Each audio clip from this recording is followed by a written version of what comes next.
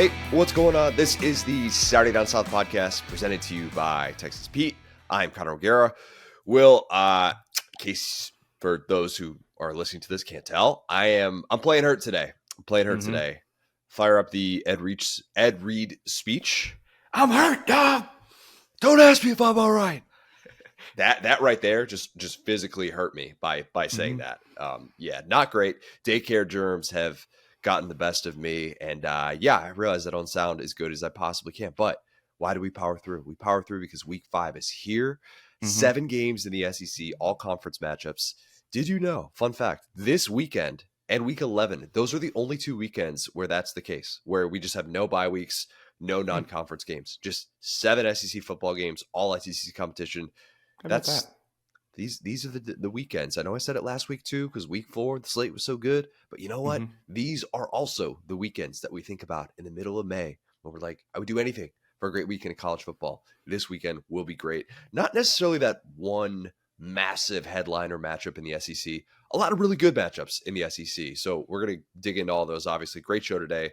Fun interview coming up with Brandon Copeland, who played in the NFL for about a decade. He is now one of the founders of athletes.org. So we talk about that, some NIL stuff, some financial literacy in college sports, a lot more stuff with him. Yeah, really. So how really many chains can I buy if I were to get an NIL deal? Over under 2? He did bring up the subject of spending money on chains and jewelry. Funny you should ask that. I don't think we have a definitive answer to that just yet. It's closer to 0 than you think, though, definitely.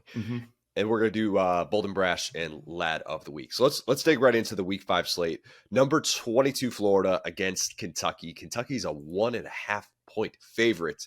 The best over-under that I'm going to give all day. You know what it is. The over-under is 61,000 cold beers consumed by fans attending this football game. Okay. That is the Kroger Field capacity, where alcohol can finally be sold. Big revelation in Lexington this year. Many fans are very pleased about that. I realize the average of 1 beer per person doesn't really sound like a lot, but then when you factor in the under 21 crowd and this is a noon kick, it makes sense.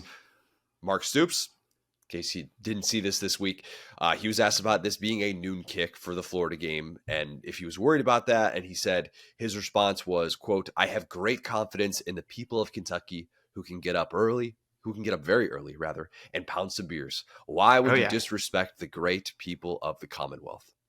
Big Blue Nation, man. They're a real thing. They're a force. They will be drinking some cold beers, probably just increased that intake by, I don't want to say 200%, but like by 150%. That was just increased because of Mark Stoops' encouraging words. Very encouraging. You know what they should do at Kroger Field? They should just have a beer aisle, like straight transplanted from a Kroger, and you could just go in and grab your beer. That would be a fire activation. I don't know if you're allowed to do that because of the bottles. I think that's the issue. Yeah, I know. Stupid red tape and stuff, just preventing us from doing anything fun. It's a great idea. But I think that would be probably shut down with something related to the bottles. That's what it always seems to come back to. But yeah, it's weird that this game is not at night. 2020 wasn't at night, but 2020 just everything felt weird, so I don't really think that counts. It just feels like this is a night game where weird stuff happens, and usually that weird stuff benefits Florida. That's the way that this matchup has gone pre-2018, and obviously that's no longer the case. Well, we're living in a world in which Kentucky can have a 3-game winning streak against Florida. Last Kentucky coach to win 3 in a row against Florida, some guy by the name of Paul Bear Bryant. You might have heard of him. Every good Kentucky stat is just Paul Bear Bryant. It's crazy. It's Paul Bear Bryant or it's the Jimmy Carter administration. That's it. Yep. That's what it all comes back to. I am old enough to remember when the 2018 Kentucky team was just trying to beat Florida for the first time since not the Jimmy Carter administration, the Ronald Reagan administration. By the way, our guy, Jimmy Carter, I checked up on this today. Just had to make sure. If we get cold takes on this, I'm going to be so upset. Jimmy Carter will turn 99 years young on Sunday. Home hospice care. Lad of the century is on the table for him because he's been here for basically this whole century.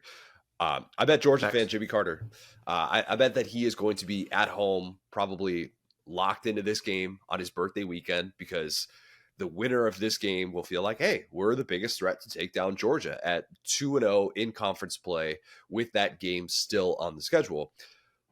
I'm not as sold as Jimmy Carter might be on that. And by the way, those were my words, not his. I think both of these teams, while they might feel good after a win, I think they have some obvious flaws that could surface even in a winning effort in this game. Kentucky's flaw: the offense, choppier than what the raw number would probably suggest. Kentucky doesn't feel like it has a top 25 scoring offense, in part because when you've got 4 non-offensive touchdowns through the first 4 weeks of the season, that's going to help you. That's going to help you a lot. So if you average that out, again, 1 non-offensive touchdown per week, you take 7 points off of Kentucky's weekly average, drops to about 31 points per game. That's pretty mediocre, nationally speaking. That's why it kind of feels like a mediocre offense so far. But one of the reasons why Kentucky has gotten off to a 4-0 start against lesser competition with an average margin of victory of 3 touchdowns is because of its positive, explosive play margin. Seth Emerson wrote a really interesting piece on that for The Athletic, and how Kirby studies that a lot more than turnover margin, and why the ability to create explosive plays and stop explosive plays is probably the better barometer for success than turnover margin. Like, look at Kentucky. This season, 28 scrimmage plays of 20 yards. And defensively, they've only allowed 14. So on average, they have twice as many explosive plays as their opponents. You'll take that all day, every day. That's why you're able to win and get to 4-0 as comfortably as Kentucky have, even as comfortably as Kentucky has, even if it hasn't looked particularly good the entire time. I wonder if Austin Armstrong, against that Kentucky offensive line, if he dials up some unique looks that puts Devin Leary in some suboptimal spots. I could see that happening in this one. Florida had that awful start against Utah on the opening drive, right? Like where they just come out and Utah's like, bang, just like that, 75-yard touchdown, whatever it was. But Florida's only allowed 10 scrimmage plays of 20 yards this season. That's really good. Really, really good. The question I have is whether Florida can get those explosive plays on offense. Only 10 plays of 20 yards this season. That's number 92 in FBS. They don't have that positive margin with explosive play rate. I would assume that we're going to see a lot of Kentucky breakout star Maxwell Harrison lined up across from Ricky Pearsall. So this could be an instance where you need Graham Mertz to find other options to win this game. And if I'm a Florida fan, I don't feel great about that. I really don't. Even though we like the running game with ETN, with when Johnson. They're using the correct running back. This has got to be a bit. Dude, the Florida running backs have got to be a bit. I'm convinced. Every game, I'm just like, could y'all just give the ball to the good guy, please? I will defend Napier for the lack of ETN touches last week, just because of what the competition was, knowing that you're going to have a really tough Kentucky run defense. You just gave him by far career high in carries. So you want to make sure that he's right. You don't want to just throw him back out there for 25 carries against Charlotte when you shouldn't have to, in theory. So like, not a rest day per se, but if that was some of the logic that went into that decision-making, why that carry distribution worked out the way that it did, it wouldn't surprise me. I would expect they're going to try and lean on him a lot. The problem for Florida, Kentucky's 10th in the country in rushing defense. Number 1 in the SEC in both rushing yards per game allowed and rushing yards per carry allowed. That's pretty good. So I see Graham Mertz having to figure things out in some of those 3rd and 8, 3rd and 9 type situations. I don't think this is a particularly pretty game. I don't. I don't think we leave this game thinking, wow, the team who wins this, watch out, Georgia. Watch out, Jimmy Carter. You're going to be in trouble. I think it's – sorry. We just can't stop bringing up Jimmy Carter. He's the best. Sloppy, low-scoring As game. a person, not a political figure, because we do not do politics in this podcast. But as a lad, we are very pro Jimmy Carter. No, Jimmy Carter, we're just speaking in terms of a lad. Don't somebody tell me that he's the worst president ever. That's not what I'm saying. Just strictly – delete your 1-star review about interest rates. We don't care. We're going to tell you right now. We don't care. Don't care. But yeah, I think Kentucky wins this 20-17. Really low scoring. Maybe the only thing sloppier than this game is Kentucky fans getting after it for a noon kick against Florida. Yeah, 100%. I'm so fascinated by this matchup. This is like truly, to me, kind of a pick'em game. And obviously, if you remember last year, Florida had beaten Utah. They were ranked, as highly as they would get that season. And then obviously the Dane Key play, which was like one of the big moments of Kentucky's career, kind of broke that game open for them, or Kentucky season, I mean. And so, yeah, I think that I feel kind of bad because I picked against Florida last week and they obviously prove me wrong. 2 But weeks I do ago, think. Charlotte Oh was yeah, last week. true. 2 weeks We ago. didn't. You're right. We didn't preview that game, but yeah, and to clarify there, yeah, I think that was perfect use of ETN against Charlotte because you shouldn't need him. It's like a win is a win. I'm not the guy who sits here and like digs into these like random non-conference things. Like I just don't care because I care how you're going to be against good teams. We've talked about that with so many, Notre Dame, Ohio State, USC, where it's like, yeah, you're running up 70 on these guys. So the way that you beat Charlotte has never affected me. As even like when Georgia's done that, I'm like, okay, and they're probably hiding the good plays, which as they're. And this is what smart coaches do with a guy like Etienne. So yeah, I think that this is an amazing, matchup for both sides. I'm so fascinated with like Maxwell versus Pearsall. We've talked about over and over again. Like Pearsall is a guy that we've been on since last year. It's so funny to like kind of see our guys coming up this year. But that's a guy that you saw the catch against Charlotte. I think he's going to be. I don't want to be like the guys in the Colorado game, but I think he has shown NFL ability, and he's a guy that I don't think was talked about a lot in that context. But I think that when you're a receiver and you can just catch the ball anywhere near you, that's a skill set. And that obviously heavily contributes to the high completion percentage that Florida fans keep talking about. And that being said, would you say that he's the best corner in the SEC right now? Only player in college football with multiple pick sixes. Take pick sixes for what they are. 3 interceptions on the year. He's played really, really well. Mm-hmm. He hasn't played against a guy as good as Pearsall. That's for darn sure. And look, I respect the Vandy receivers. I've talked up Jaden McGowan. I've talked up Will Shepherd. I've given those guys their praise. Pearsall's a different cat. And for those who think, oh, this is just like some slot guy, some gadget player, he's not. He lines up all over the place. You see the catch that he made last week. He is so ridiculously athletic. He's kind of bigger than people give him credit for, too. This is a really tough matchup. I don't think you can definitively say that Maxwell Harrison is the best corner in the SEC based on the competition that he's played so far. I don't think that's a fair thing to say. But he has probably played the best so far, and he has had the biggest impact at the cornerback position of any SEC corner to date. Yeah, and there's definitely like 2 types of corner, right? You have like your Darrell Revis, who was like, oh, they just didn't throw it that way. So we had no stats because it was like, oh, half the field's just cut off. Revis is over there. If you try him, it's going to be incompletion, a waste of both of our time. And then you have like the old school Deion Sanders, which is like, please throw to me. I'm going to give this guy such a cushion and I'm just going to take off and pick it off. And so, yeah, there's things to that. But to your point, sometimes you would rather have the shutdown guy against a guy like Pearsall who just eliminates him out of the game and makes you go to your second and third option because you can't always count on a pick six. So yeah, not splitting hairs on that, but I think that, this is going to be that game for Maxwell Harrison to make a ton of money, against one of these like legit SEC receivers. So anyway, I think that's kind of a 1v1 wash on Florida's offense. And then, yeah, I think that ETN in the running game versus that D-line, I think is going to be a huge matchup. So I do want to go Kentucky here, but I want to say that like I'm seeing some good stuff from Florida. Like I am seeing stuff that is genuinely making me feel like Florida is on a track that is going somewhere. I just think that, we talked about with continuity with guys in the system, this is a Mark Stoops coach like football team that doesn't like they don't feel the same stigma with Florida that previous administrations did. So they're actually kind of the big guys on the block, and I think it would mean a lot for Florida to beat this team that they used to handle so easily. And they've already beaten Tennessee. If they can beat Kentucky and get them back to the 2 games that we always joked about, Florida will always have an even record in the SEC East because they'll always beat these 2 teams. So if they reestablish that as a Florida fan, you're so excited because if you can sweep those 2 teams and just kind of like maybe go back and forth with Georgia every once in a while, the East is no longer a thing. But in terms of your rivalries, the teams that you care about, that would be massive. So I think this is actually a really big time game in a positive way for Billy Napier, because if he loses this game, it doesn't really change my opinion of him. But if he wins it, now you're starting to string together wins. Now you're starting to bounce back from the Utah loss as opposed to last year where they never really got the mojo back after they slumped midseason. Kentucky fans are going to feel like crap if they lose this game. Yep. Because of this. We talked about ad nauseum how the schedule ends, right? But Kentucky has this thing working against it, and I'm not sitting here saying that Kentucky fans are fair weather or anything like that. But this is an issue that Mark Stoops goes up against every single year. If you, after the 4-week stretch in which I think there are plenty of Kentucky fans who are just more so in wait and see mode. It's not that they think the sky is falling, but it's more wait and see mode. This is a team that clearly has some issues. They are not a juggernaut yet. There's a reason why Kentucky is not in the top 25 yet. If you lose this game to Florida at home, in what's easily your toughest game so far of this season, you know what awaits.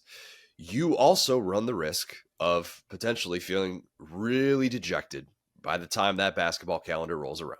And I know Kentucky fans, there are like if you took a straw poll of Kentucky fans, Mark Stoops or John Calipari, Mark Stoops winning that battle every time. Okay, Oh yeah. he is at this stage of the game. But if this game turns into more of the same, and it's Florida horror stories all over again, and oh crap, we're definitely not going to be competing in the East, that remaining schedule gets so much more daunting. Yeah, you gotta feel like, okay, we at least have a chance to keep our head above water at 6-1 going into that Georgia game. That's or not going into that Georgia game, going into those last 5 games, because obviously Yep. Georgia's before that. So I think that's the thing that Kentucky's working against. But I'm excited for this matchup. Florida Kentucky is one of the most underrated SEC rivalries. It has been bananas fun for the last 6 years. It's been kind of crazy, kind of unpredictable. Weird things happen. Hopefully weird things happen in this one. A&M 6.5 point favorite against Arkansas. The over-under I tweaked my over-under. It was originally going to include a certain Connor Wigman. We're going to get to him in a second. The over-under I have is 0.5 snaps for Rocket Sanders. I'm going to take the under. This is going to sound weird, and it's going to sound like I'm a Rocket hater or that I'm a PFF running backs don't matter guy, and I'm not. I don't know that it matters that much if he's out there or not for this game. With Rocket, I just don't have confidence in Arkansas's ground game to be able to create running lanes. When you saw how bad it was in that season opener, and yeah, they were improved last week against LSU. Dominion was able to get going a little bit. I'm going to get into some of the LSU rushing stats that are kind of glaring and why that might be more of an LSU thing than an Arkansas I was thing. about to say, I think KJ just put the team on his back. I mean, LSU's pass rush and their push was awesome, but they didn't have gap discipline. And so at the end of the day, if you just have a well-coached D-line, that and KJ had these massive effects with his legs. But yeah, I think that might be what the rushing attack comes down to, especially with that Rocket, is just KJ, Leor Jenkins.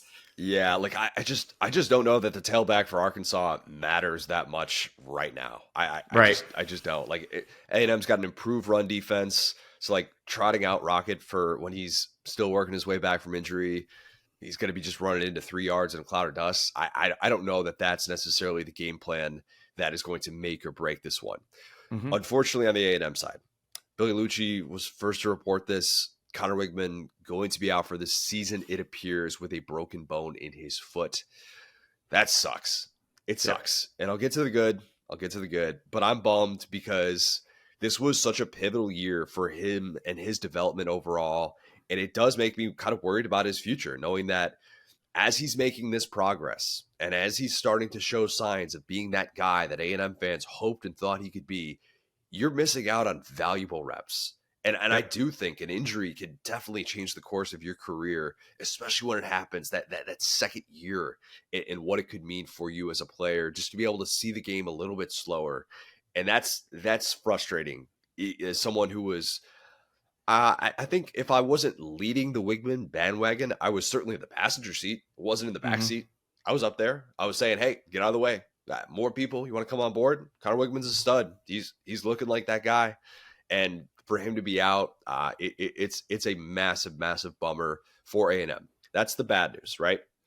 And I will say too, like with him, this is a guy, and as much as like I joke about A&M and all the money and the recruits and everything, I mean, this is a guy that had a really rocky start to his college career with the way that last season went, with the fact that he was having to it wasn't even really planned or prepared to play last year. Wasn't supposed to play last year. And then everybody gets hurt. Your receivers are in and out of the lineup. Your OC we're not going to talk about him because he's also your head coach. But now, you finally got the Robert Patrick stuff going on. You finally have a team that is using these 2 great receivers. You finally, your tight ends are starting to develop. The O-line's playing well. Even without A-Chain, they can run the ball a little bit. And it's like, oh my gosh, the scene was so set for Wigman to be this guy who's there for a couple of years building something at A&M. And yeah, now to your point, it's like, well, what's next for him? Yeah, I don't know. I mean, I think he comes back and he's the guy and he's the expectation, but it's the second time in 3 years that A&M is losing a starting quarterback to injury in the month of September, to a season-ending injury. And look, nobody's ever going to feel bad for A&M with those resources. Right. They're not. I'm still of the belief that even though Haynes King wasn't really was really good in the 5 quarters that he played a couple of years ago. I think his development could have been different if he obviously would have been able to stay healthy for that full year, even though he was in a system that we look back on now and say, yeah, probably not ideal for him. But Wigman didn't have the system limitations. And you wonder kind of what his potential would have been this year, or at least I find myself wondering that. But the good news for A&M, might have the best backup quarterback situation in the SEC. Oh my gosh, now their backup's better than LSU's back. Look at this. Look, I'm not saying look at this. Here's what I mean by that. I looked at all the backup quarterbacks in the SEC today, and I thought to myself, okay, there are 4 quarterbacks in the SEC listed as QB2 right now who can say, yes, I've started multiple games in the SEC. I love Garrett Nussmeier. I love Garrett Nussmeier. I shouldn't say that it's automatically the best backup quarterback situation in the SEC. I should say it's the most comforting backup quarterback situation in the SEC. That's probably a better way to phrase it, because I think Nussmeier obviously has more upside. Like I don't really question that. And it's ironic because obviously Max Johnson used to be at LSU in a quarterback room with Garrett Nussmeier. But both of them committing the funniest turnovers you'd ever see. Yeah, they do. Different players for sure, but very funny turnover guys. And you look around the rest of the SEC and all these different programs who might have excitement about your backup. If you're a Georgia fan, you're excited about Brock Vandegrift. Guy's got 13 career passes. If you're a Tennessee fan, you're excited about Nico Iamaleava. Guy's still waiting to make an impact. He's still a true freshman.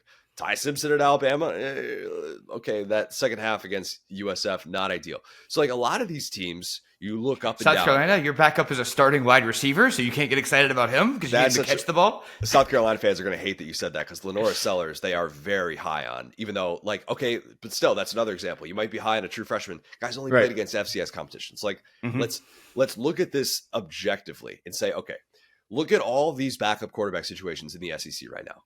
Mike Wright at Mississippi State, Robbie Ashford, you've got at Auburn. We're going to talk a little bit more about him in the Georgia. Spencer Sanders, I think, is probably right there. Yeah, Spencer Sanders, another guy. There's still the what if though of like, what if it just doesn't look good against SEC competition? Like what if it just doesn't? And Ken Seals at Vandy, that's the other guy who has multiple starts. Backup quarterback situations in college football are bad. They just are. Max Johnson, we know who Max Johnson is at this stage of his career. There are not a whole lot of guys that you could be like, oh yeah, 25-6 TD-INT ratio against SEC competition, 42-7, I think, career TD-INT ratio with over 4,000 passing yards at this level. A guy who has seen this division, who has faced the speed of the SEC West, where you could just turn to that guy and you could just turn to him and say, hey, keep this offense afloat. That's I think the reassuring thing for A&M, despite the fact that this is obviously a really significant injury. I also had this thought, and it excited me a little bit. What if, because we know Max Johnson, the knock against him kind of locks in on that one guy. Keyshawn Boutte was that guy for him at LSU. What if Evan Stewart is to Max Johnson what Keyshawn Boutte was to his buddy, LSU Max Johnson? His best friend, his best man. Yeah, just like, hey, I trust you. No matter where you are, go make a play. I'm going to force feed you targets. And he didn't really do that in the game last week against Auburn. Like I think Stewart ended with like 3 catches. Obviously, he had the play of the day. That catch in the end zone was just unbelievable throw and catch. But I just kind of wonder, what exactly this offense is going to look like. And if it is going to take a significant step back, I don't think it will because of the scheme. I think it should be all right because of the scheme, because of the weapons. I wonder too if, Max Johnson looks at what his former team, LSU, did to that Arkansas secondary. And he's like, okay, I can make some plays. I can attack this defense. The pass defense for Arkansas, it isn't basura like it was last year. But as we saw, you can still attack. You can still have success against this group. They're not going to go win you a football game, probably. That's just not who they are at this stage. Last week at LSU, I thought Sam Pittman had kind of a Toby Keith first half. A little bit. This week, he spoke pretty candidly about mental health, getting off Twitter, trying to block out the noise on social media, all those different things. And Pittman's situation separate to what I'm going to bring up here. But it is interesting how the more you hear coaches say, we got to block out the noise. Dan Lanning and Ryan Day, and you hear them talk in the pregame about how much they got to block out the noise. The more you hear them do that, the more they seem to actually be using the noise as fuel. And you're like, wait a minute. So you said you're not one for outside noise, and then you just made an entire pregame motivation plan based on outside noise. Okay, cool. That's got it. Makes sense. Look, Connor, since you're under the weather, I won't do the Ryan Day voice again. But yes, he was also furious at Lou Holtz after the game, so he can't say that. Yeah, the Ryan Day voice was like, where's this octave you're reaching? Not you. Mm-hmm. I'm saying Ryan Day. Like, that was, I don't think the best look. I just don't. Sorry. Think what you want about Lou Holtz. Whatever. I don't think Arkansas is kind of into this us against the world mentality yet, because while I think Sam Pittman, he has taken a good amount of heat so far, I think a lot of people are still in his corner, want him to succeed. But at the same time, 1-6 in his last 7 one-score games. Mm-hmm. That includes 2 consecutive weeks of one-score losses. History says that despite the 10-1 A&M advantage since the Aggies joined the SEC in this matchup, this game probably going to come down to the wire. Arkansas is probably going to find a way to blow it. That's what history says. 6 of those 10 A&M wins against Arkansas were one-score games. Think about that. This rivalry is a lot closer than what that record would indicate. And I feel like I say that every single year, but with the way that this game could play out, I think we will see that again. I'll say that A&M wins 31-28, a game in which Max Johnson makes enough plays, and it's a last-minute drive from KJ that ends with him trying to convert on like 4th and 22 after he takes 2 sacks. That's how I see this playing out. Yeah, 100%. I'll start with A&M stuff. By the way, can I ask you something? I think you've said 100% after like 10 of the last like 12 breakdowns that I've done. I just next time just say like 95%. 95%. Yeah, like 95%. I'm there with you. Yeah, I'm mostly there with you. There we go. And in this essay I will no, but I think with A&M, let me start with the A&M side of it. Is basically Max Johnson's super fun, and I'm the guy who usually when guys transfer off my team, a la Eli Ricks, they're they're dead to me.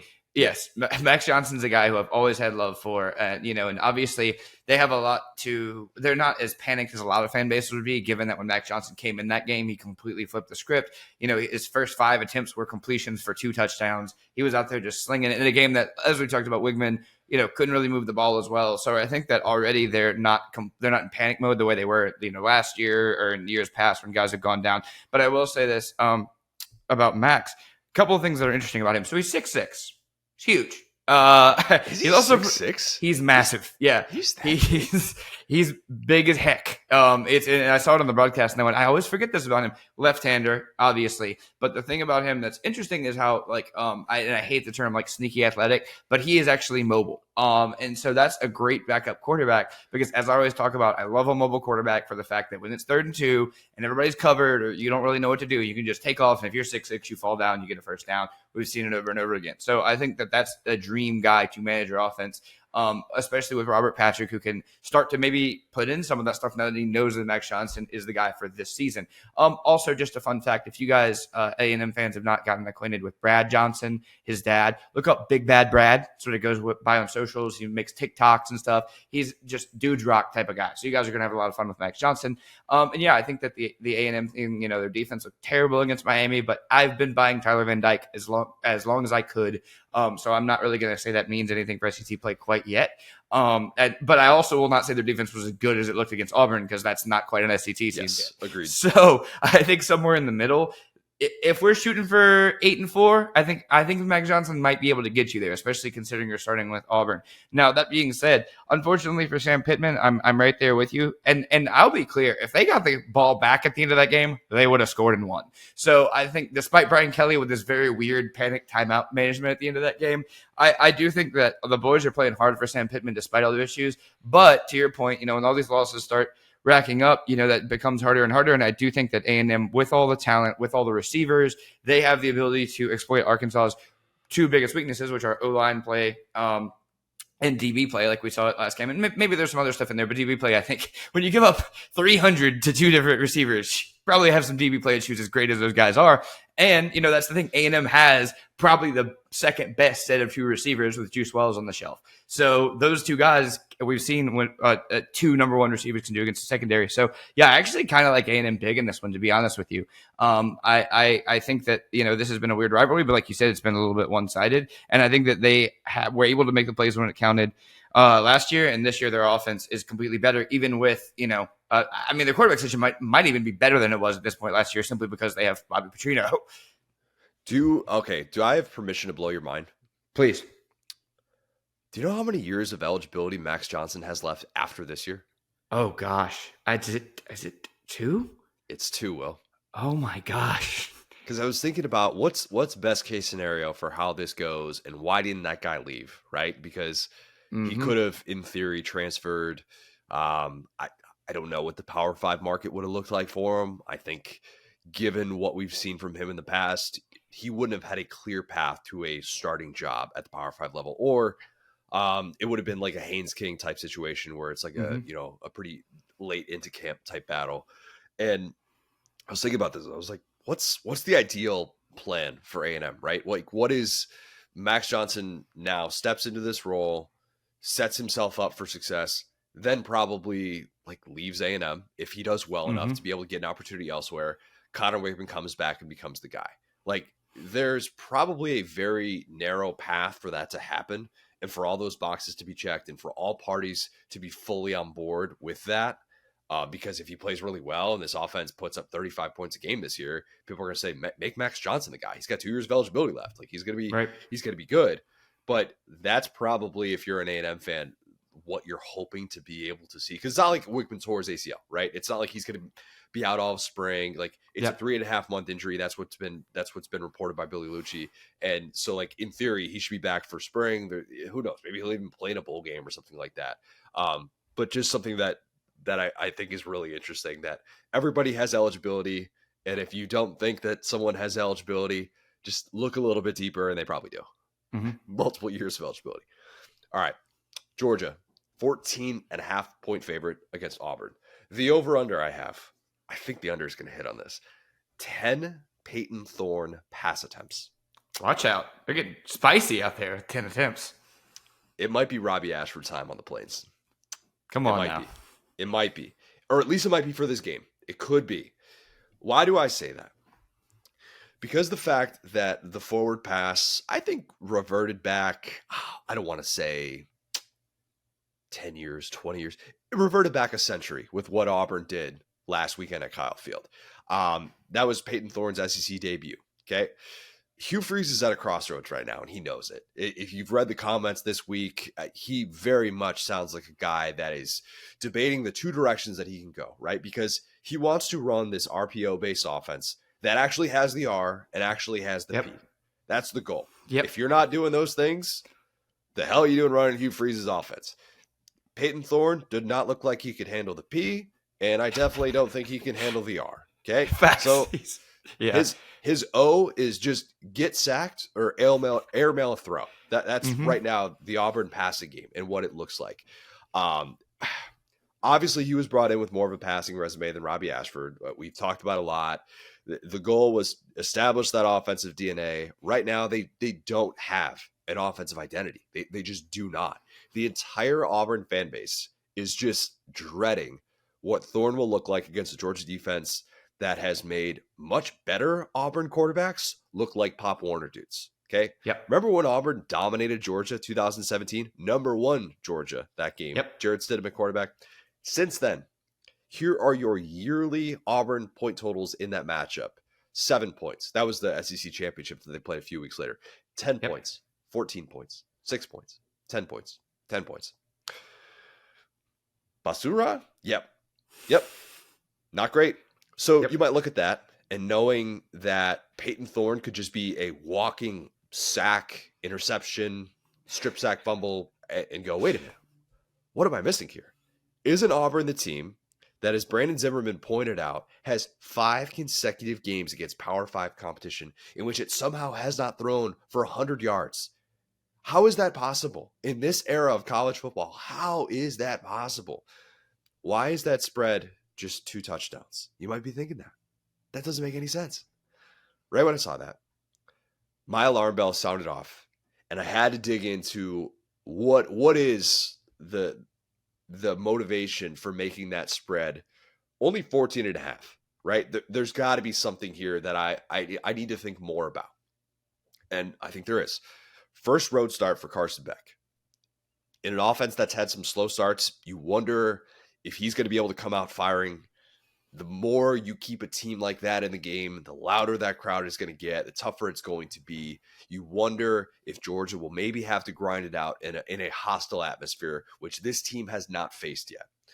You also wonder if maybe Hugh Freeze recognizes that he can't think macro with his offense in this matchup, and he finally needs to have like a more micro approach of what actually makes sense against Georgia. What makes sense against Georgia is running the football. I don't know that I have said that exact sentence in the 7 seasons doing the Saturday Down South podcast. What makes sense against Georgia is running the football. Those words are foreign. I feel like I'm stumbling over them, just getting them out. By the way, shout out to OG listeners who were listening to John Christ and myself doing this back in 2017. Yep. But here's what I mean. Georgia's only 46 in the country in yards per rush allowed. The competition had been great, Will. They let UT Martin roll into Athens and run for 4.6 yards per carry.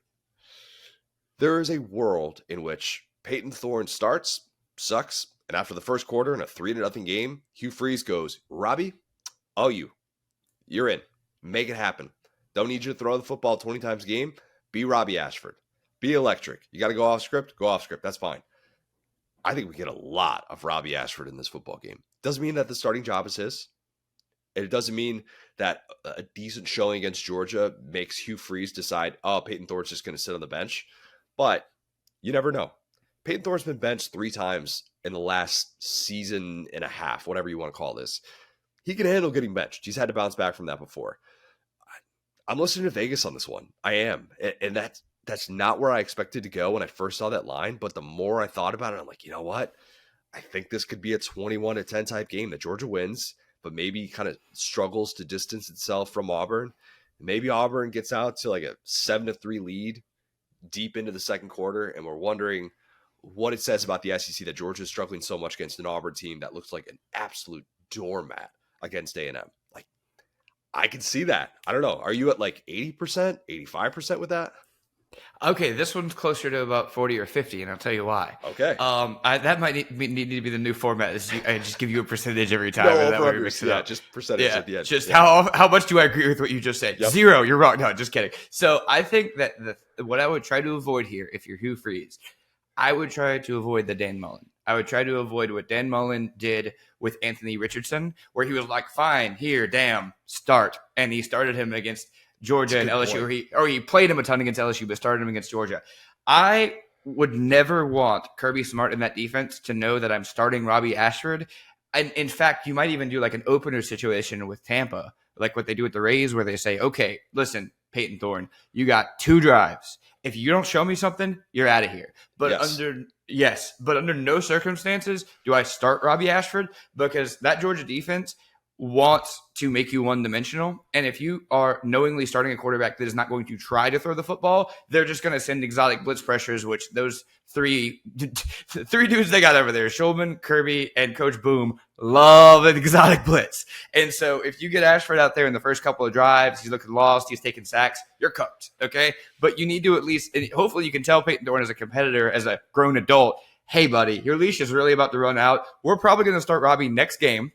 You have 2 drives to not let that happen, because we don't want to throw him out there against Georgia. So I think any shot that they have here is playing on, okay, we don't know which quarterback we're going to play, neither do you.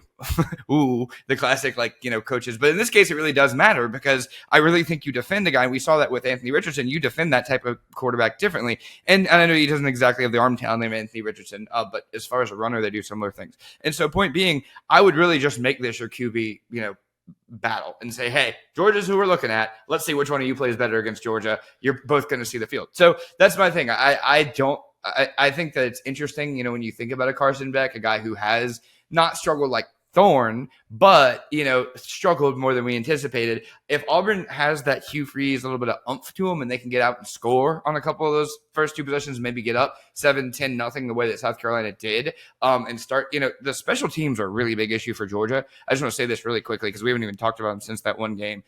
Having Perry sit next to me, looking at Georgia attempting a bunny kick and him going, "Oh, he effing shanked that," and it just flies off to the side. And I'm like, "How did you know that?" He's like, "Saw it in his eyes. That guy doesn't have." And I was laughing so hard. So yeah, I think that you want to push Georgia and not let them play. They play joyless murder ball. You got to take that option from them and not do what you did to A&M because they were dead in the water that whole game against A&M. I would love to know. By the way, that's a sick brag to be sitting close enough to see into the kicker's eyes before he's about to attempt a kick. It was so wild. I was looking at the kicker and Perry goes, "Is it an effing shank?" He hadn't even started the kick yet. I was like, "Oh, yeah, sure is." Yep. That kick that he's talking about was very Bad. badly shanked. You're exactly right. Yeah, this could. I think this is one of those games in which you start to hear the boo birds after a couple of 3-and-outs. Thorne looks really, really overwhelmed. And Freeze is just like, well, crap, man. Like, I got to do something. I can't just continue to trot him out there. He's a sitting duck in this game. Yep. And even if Robbie Ashford makes you less predictable, I'd rather be less predictable and have an actual strength, which I think he would be able to give you in this football game. Besides, Georgia, backup quarterbacks. Just saying. It's not been great. Yeah. Not been great. One last thing on this one. I didn't grow up with this rivalry like a lot of you who are probably listening to this did. I know Marler, Tony Barnhart, they've talked about it a lot.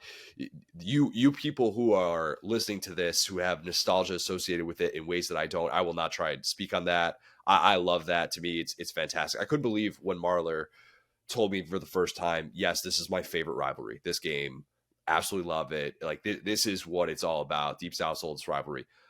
Even as someone who has not consumed it to the lengths that many who have grown up with it have, I do still think it's weird that it's in September. That doesn't feel right. It's the earliest this game has been played since the very first ever Auburn-Georgia matchup back in 1892 when they played in February. Yeah, February. I don't know how that worked. Would love to see the game film. Would love to see it. Piedmont Park, man. People swear by it. Piedmont. That's fire. I love that fact. Yeah. 1892, we were in between Grover Cleveland administrations. That was a Benjamin Harrison 4-year run that we had there for those curious at home. Nobody cared about that. All right. Game that a lot of people care about, I'm sure. National audience. Number 23, Mizzou, 13.5-point favorite against Vandy. The over-under, 101 Cody Schrader rushing yards. That's what the Mizzou tailback's averaging this year. Pretty good. That is your leading rusher in the SEC, Cody Schrader. Yeah. Want to impress your friends? Drop that little nugget on him. Cody Schrader and Woody Marks are leading the SEC in rushing after 4 weeks. As we all predicted, Connor. Obviously. Who didn't say that? And by the way, who also didn't have Brady Cook being the last SEC starting quarterback to throw an interception? Hasn't thrown one yet. Ever since he got booed, that Kansas State introduction that Drink kind of went off about, guy's been great. I don't know. Mizzou fans boo him every time. Boo him. Yeah. Like, if this is the quarterback that you're going to get and that's all it took, light that fire every single time. Drink's going to hate it, but I don't know. Like, it kind of just says to a message, hey, we're just a place that gives tough love. Philly, Columbia, Como, hey, tough love. Just do it. Obviously, Brady Cook helps that he's been throwing passes to Luther Burden, who just looks freaking unguardable at this point. Like, he has been incredible. That move to the slot, matchup nightmare. There is nobody on that Vandy roster who can cover him. There just isn't. But what I think is probably not getting talked about enough is the discrepancy between what fans and people who watch Mizzou think about their offensive line versus their PFF grades. Nobody cares about that. We're getting deep into the weeds with this one. But we're still trying to find the SEC's only good offensive line. Is it worse than they think?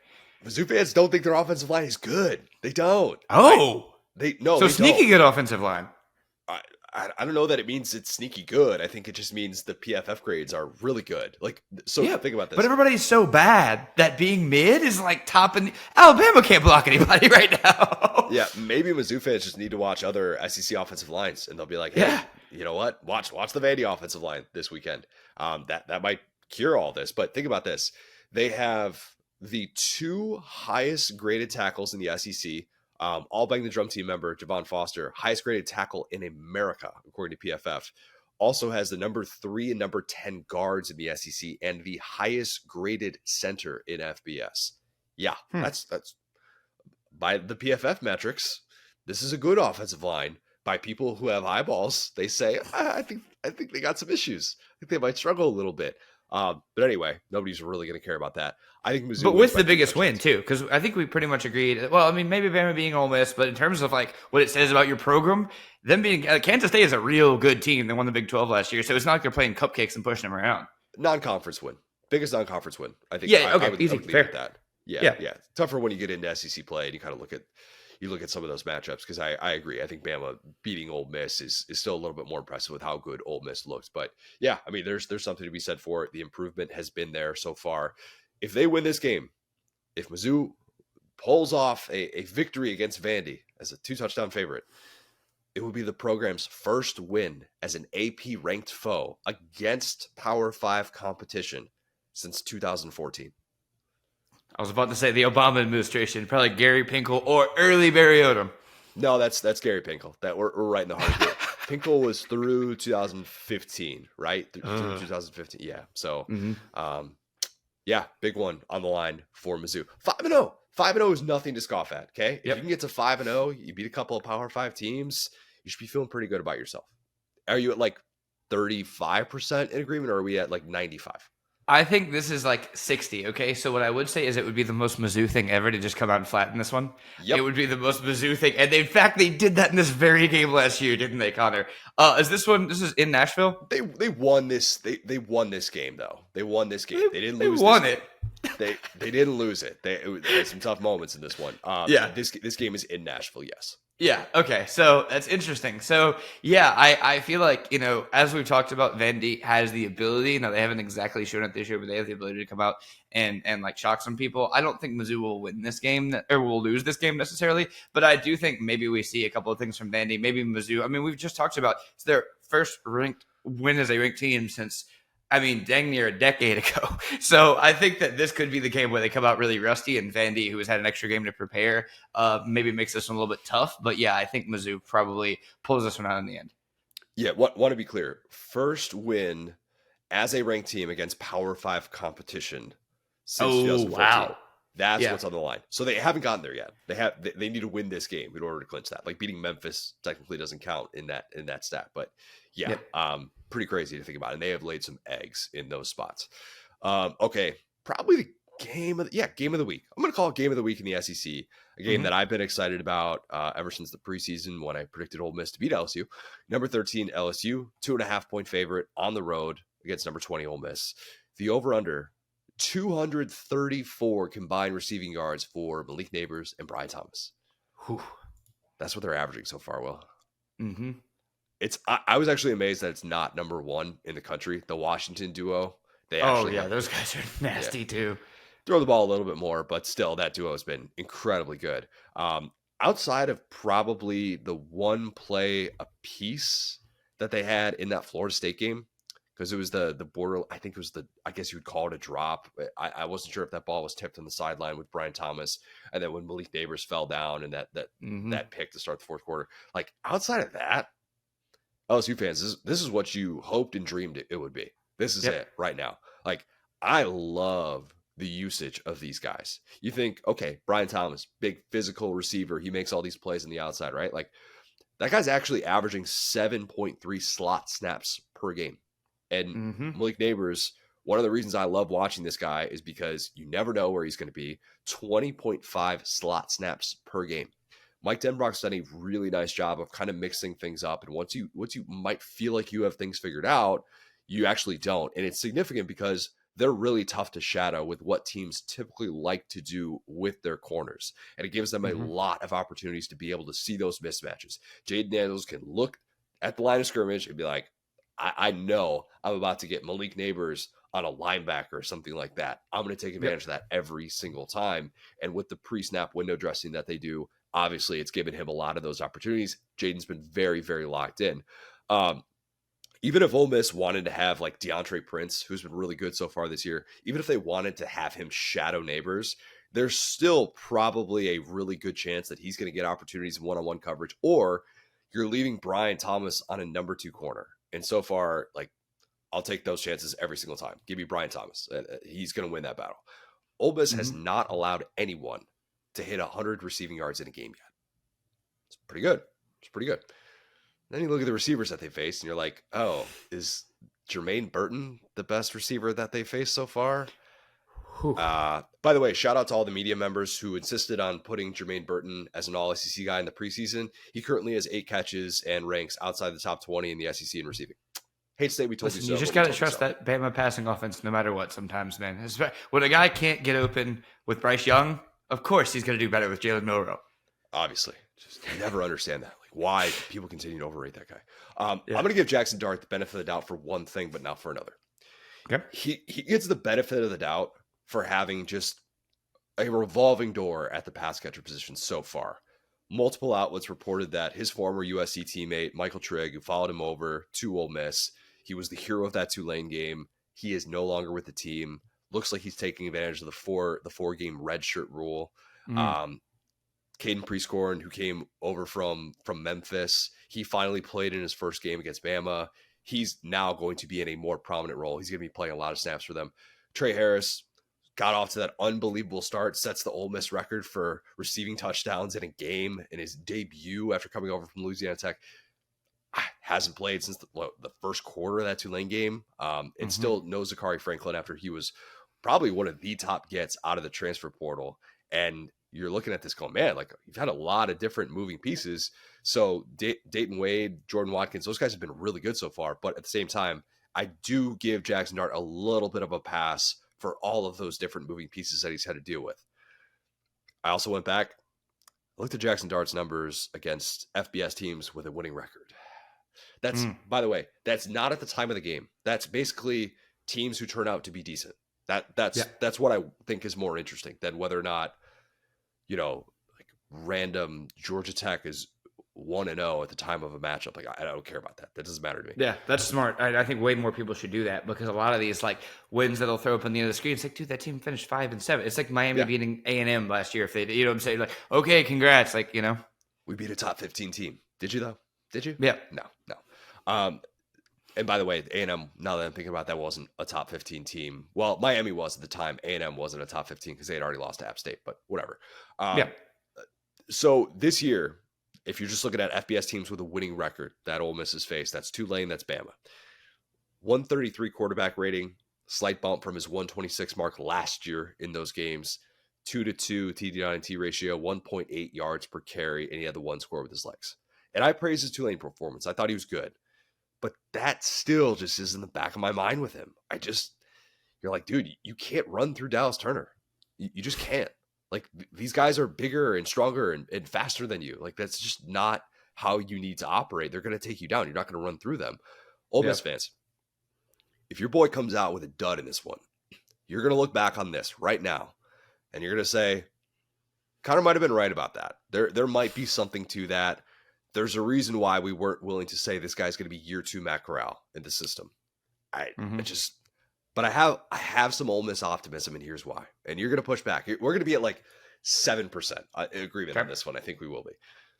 LSU has struggled against quarterbacks who can shift the pocket and buy time. 100%. That's okay. 100%. We're good. Jackson Dart, we know he can do that. LSU's run defense, number 98 in FBS with 4.4 yards per run allowed. Here's the more interesting number as it relates to this game and why I think it's very, very important on both sides of the ball. LSU is dead last among Power 5 teams with 5.7 yards per rush allowed in the first half. Okay? So teams are pretty much saying, yeah, your defensive line, we think we can go at them. I think Quinshon Judkins, who has been dealing with a rib injury, maybe a sophomore slump, maybe he's pressing a little bit, maybe the offensive line's regressed, maybe it's just a mix of all those things, whatever it is. I think he just needs to see that one hole open up, and he's a different guy. I just have this feeling that he can be that guy, or maybe not so much a different guy, but just the one that torched the SEC a year ago and was really, really good, probably with the exception of the second half of this football game. I think he gets going. I think Lane really makes it a point to emphasize that. And he takes the ball out of Jackson Dart's hands. I took a lot of heat in the preseason for picking Ole Miss to hand LSU its second loss in September. And while there are a lot of elements on paper that make me think Lane will once again turtle against quality competition, I came back to this. I think through 4 games, these teams are really similar to what I thought they would be in the preseason. Really similar. Like, I didn't think Judkins was going to struggle this much, but I did think that there could be a sophomore slump. He could have a little bit of tough sledding in the early part of the season, whatever. I did express my concerns about Jackson Dart against quality competition. But while I think LSU is the better team, and I would take LSU to win a game on a neutral site or win a game in Death Valley, I think in Oxford, I think Ole Miss gets up for this one. I do. Mm-hmm. I think Ole Miss wins the Ed Ogeron Bowl. I think Lane earns his first signature victory to date. It's like a 34-31 type game, which that would actually mean the under would hit because I think the over-under on this one is 64 or is 67.5. It's really, really high. This should be a fun game. And I'm prepared for whatever reason. I have just set myself up to say, once again, Lane can't beat quality competition. I just ignored everything I said last week. That's what I did. Yeah. No, and I think that I'll give you 60% on this one. Oh, I think that you're giving very fair criticisms of LSU and Ole Miss from what they've shown so far. The only thing I would push back on, I think LSU's D-line has been awesome. I think their linebackers have been a very big problem. Spade's going to be playing in this one. We still don't know about that. He was out with a hip flexor last week too. You worry about that? I don't know. Yeah. I mean, it's so funny because it's like the classic, like, we have these linebackers, but they're good, right? No. And it's like, yeah, like you have possibly the best linebacker. I mean, there's a pass rusher in the country in Harold Perkins. You have Weeks, the freshman, who's been awesome. You have Spates, who's like this, former all Pac-12 guy who was the leader at Oregon State. And you just put them all out there and they're just bad. And then Andre Sam is a dude who has made so many good plays, and yet he has just as many lowlights where you're like, do you just not know how to tackle when you need to tackle? Like, if there's another guy holding the ball carrier up and you just knock the mess out of him and you strip the ball, you do all this stuff, you start celebrating, it's awesome. But if it's like a screen pass or it's something off to the side, you got to wrap a guy up. You can't do it. What's up? How much as an LSU fan do you miss BJ Ojulari? Oh man. I mean, there's so many guys that if I had like a celebrity shot, I would grab so many guys from either, honestly, last year's team, because even the linebacker leadership, I feel like, was even a little bit better. Yeah, I've been wondering about that with this team. Like a guy who he knows what he's going to be doing in a given week. We've talked about that with Perkins. Mm-hmm. And while the pass rushing snaps have gone up, it's still like 16, 17 a game. That's what it's been the last 2 weeks, I think, when I checked the PFF numbers on that.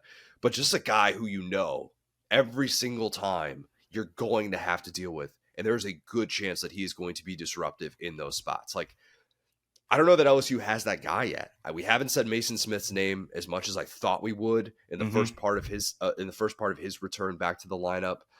So maybe, we knew it was going to be maybe a little bit of a slow start, but I just think they lack that glue in that defense. And it's why sometimes I think they can come apart in the wrong situation for them.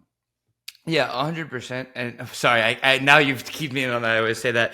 I agree with you. The thing that's super interesting about this game for me as well is we don't even really know what either rushing attack is going to look like. Because on one side, we have Judkins, who was this awesome guy last year that if you had last year's Judkins, I would easily pick Ole Miss for this one. Yep. Because those linebackers being as scrambled as they are, to your point about Ojulari, you could get all the pass rush in the world that you want. But if the linebackers don't know what they're doing, it's just going to be a little bloop. Or one linebacker misses assignment on a blitz, and suddenly now you have a 1v1 where you could just put a guy in the dirt as a good running back like Judkins. But on the other side, I really think that Logan Diggs coming on is going to be massive for LSU. And I Agreed. was supposed to get this stat. That's why I was distracted saying 100%, but I just forgot. The vast majority of the games that Jaden Daniels has played for LSU, he has been the leading rusher. And already through the season, with missing the first game, Diggs has outrushed him on the season. So I think that's something that Jaden has never had at LSU, a guy that he can hand the ball off to and just take a breather. I think that was a lot of what happened with Jaden Daniels at the end of last year, and we saw it. We talk about this all the time with KJ, where you just take a certain amount of hits, you get a certain amount of carries, and you're just kind of like you can't quickly, make these reads and stuff in the way that they could. So I think that's going to be massive for them against an Ole Miss, both lines have not been awesome. So I say that to say this. I think this is going to be a super high scoring game. I do not trust LSU's DBs as far as I can throw them. I think that their linebackers against this Jackson Dart, like RPO read option thing is going to be tough. But I look at what happened in last year's game where Ole Miss had no reason to lose that game. And I know it was at Tiger Stadium, but this is a Tiger Stadium that just gotten run through by Tennessee. That something happened in that game where Brian Kelly just looked Lane Kiffin in the eye and was just like, you're not built for this, buddy, in the same way that we saw Saban do last week. And going into that game, the stats made even less sense because LSU was at that point in the season the worst team and Ole Miss was a better team. And I know home and road matters in the SEC, but it's not like we're going to Bryant-Denny. It's not like we're going to Sanford. I think that Ole Miss is a fine college environment, but in the back of their heads, this has been a rivalry that LSU, when they've needed a game, has been able to get it. So, yeah, I think that Diggs is going to be a big difference maker. And to your point, I don't know if there's a DB tandem in America that can stop these two receivers playing the way that they are. And one final thing, and I think that you hit on this so perfectly. As an LSU fan, I've been trying to rank these two receivers historically. And, going all the way back to like Michael Clayton and those boys and like the receivers we've watched. And that right there is exactly the difference between these guys and the other guys. It was when we had Odell and Jarvis, they were running two routes out of the eye. And they were like slant routes, and it was like the easiest thing in the world to cover. And now it has me thinking, I wish that we had Mike Denbrock, as old as he is, level of innovation under Les Miles. Because you're right, every play, it's like Jaden looks up, looks for both of them, goes, who's about to cook? Oh, you, boom. Oh, you're on a linebacker, you're in the slot. Okay, boom, you, every single time. And so it is almost a one-read offense because one of those guys is winning their matchup every time. And they can, if you're forced to cover them for 7 seconds because Jaden has extended a play, oh man, good luck. Forget about it. Like that's such a difficult matchup for a defense to handle. And I'm not going to fault teams that struggle to contain that, especially now that Jaden is looking like a guy who is recognizing the importance of that in the offense. And I'm glad you brought up the halftime point in this game because it's so easy to forget that Ole Miss was winning at halftime in Death Valley. Badly.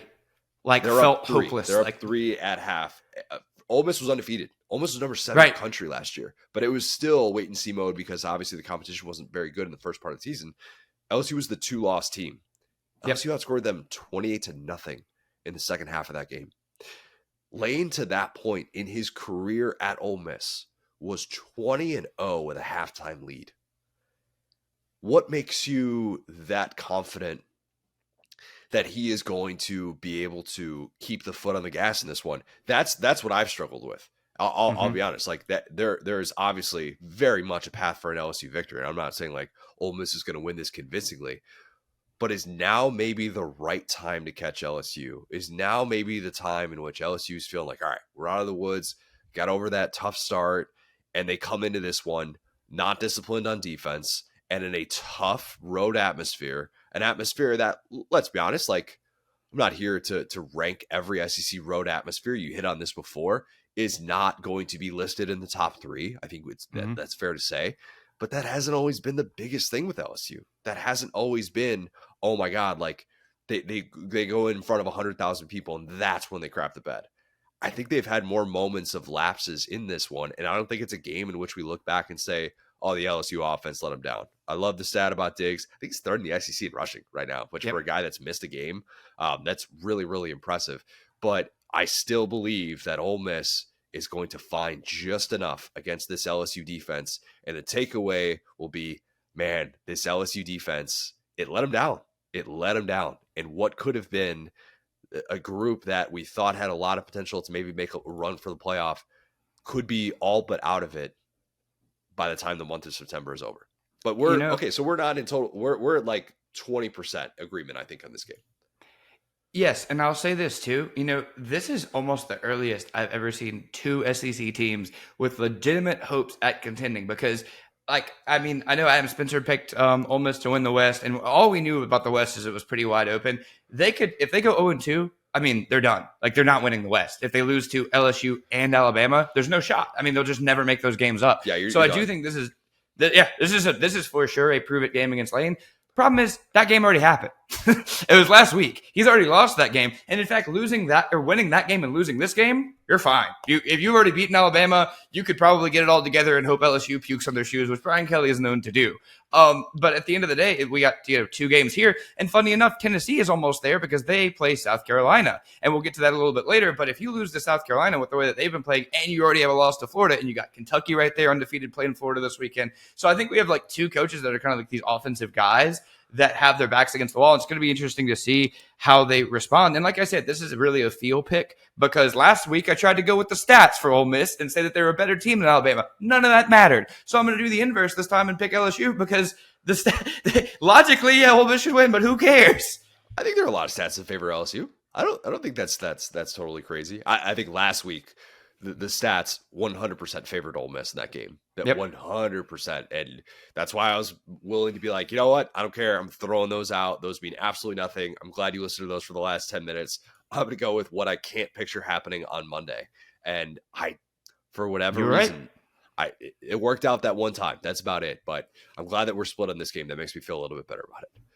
South Carolina, number 21, not number 1, number 21, Tennessee. Tennessee's a 12.5-point favorite for this game. Speaking of great receivers, the over-under that I have, 139 Xavier Legette receiving yards. That's what our guy is averaging this year. They call him XL. He has been extra large for that group. He leads the nation in receiving, Will. He leads the whole freaking country. What? What? If you had told me like, yeah, Xavier Legette's going to be the number 2 target on this team, I'd be like, I don't know. We sure about that? That was just for the number 2 target on his own team. He's got more receiving yards through 4 games than he had in his previous 4 seasons at South Carolina. That is insane. He has been incredible. I think Spencer Rattler has been really, really good. You and I got into a little bit of a back and forth because my guy, Brad Crawford, he went on Fine Bomb and he talked about Rattler being QB1 in the SEC so far. And you brought up a tweet showing Rattler's average depth of target ranks 121st in FBS. Mm-hmm. I don't think Rattler is QB1 in the SEC. I'd probably give that to Jaden right now. But here's where I'll push back on that. Okay. I think if the season ended today, I think Rattler would earn one of those 2 all-SEC quarterback spots. We dogged Spencer Rattler in the past because he wasn't good enough in the intermediate passing game, and he just wanted to make these cool off-platform throws with bad mechanics whenever he was chased out of the pocket, right? Like, that's just what he did. So now, with a bad offensive line, he has cleaned up those mechanics, which is painfully obvious. Watch Spencer Rattler play football this year compared to years past. I promise you will see the difference. He's playing even better than he did during that 7-game stretch to end the 2020 season at Oklahoma. And the numbers bear it out. I have a column on Saturday Down South that's running Thursday morning, like digging into all of that. You can look at the side-by-side, and it's, to me, especially with the surroundings of what they are at South Carolina, like, you just think about it, it's totally different than what he had at Oklahoma. He's doing that with the worst running game in Power 5. His top receiver coming into the season, a guy that we thought preseason all-SEC guy, Juice Wells, he's played 60 snaps this season. And his OC, Dow Loggins, is a guy who is calling college plays for the first time. Like, Rattler has been the common denominator of all these things. That 7-game stretch is partially last year with freaking Marcus Satterfield as his offensive coordinator. Didn't know how to get Jaheim Bell the football besides handing it off to him. Like, had Legette just sitting there on a bench like, oh, we should do something with this guy. I'll get to that next week. I think Legette's gotten better as a player. And if you saw, I think he had the highest top end speed. I can't remember who had the stat, so I apologize. I saw this on Twitter, but it was the highest top end speed of any football player, college or NFL this year.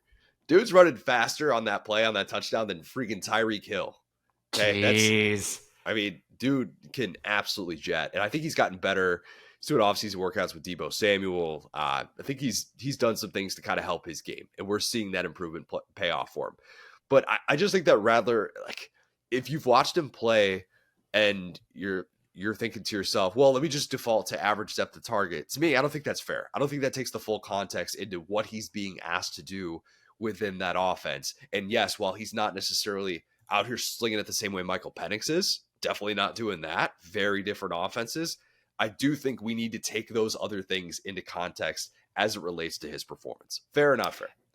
Oh yeah, I agree with you 80%. And here's why. I was defending him not being the number one quarterback in the SEC. I think that again has so clearly been Jaden Daniels. Yeah, he struggled in the second half against FSU, but and not that I'm being a homer, but it's that name has changed every single week. And at some point, it's like the comparisons of these great teams, like, '07 Patriots, like 2019. It's like, is this team the new this? And it's like, no, because you would have been comparing them to the last this.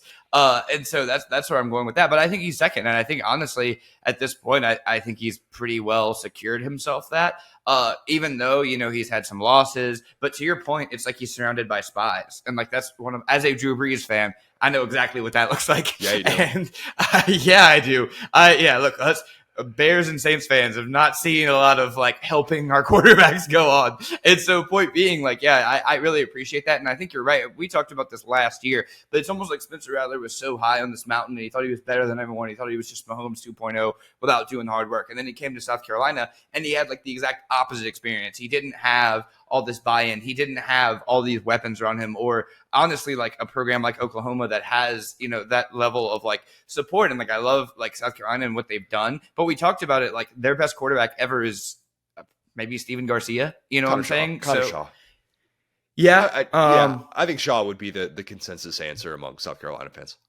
Yeah, one of those two guys that we both saw play. You know what I'm saying? So just historically, it's not a place like Oklahoma that's had all these Heisman winners and stuff like that. And so point being, like, he's had to learn, I guess, humbleness or humility, but that sounds like it's connotated differently. But anyway, yeah, I'm 100% with you. I think he's figured out the things that he needs to learn, as far as when you see him do the off-platform stuff now, it's for a purpose. And that's when, in that Georgia game, he made a lot of hay there when he realized, okay, I know what it looks like when I got to get out of the pocket. I'm going to do that right now, hit this guy in stride. And he's comfortable out of the pocket because he almost built that first. And so now when he's in the pocket, it's like, yeah, your line could be collapsing and all this. So with him, you almost have to do if you put him on a different team, how would he be? And I think pretty clearly, with like like if he was on Alabama, brother, watch out.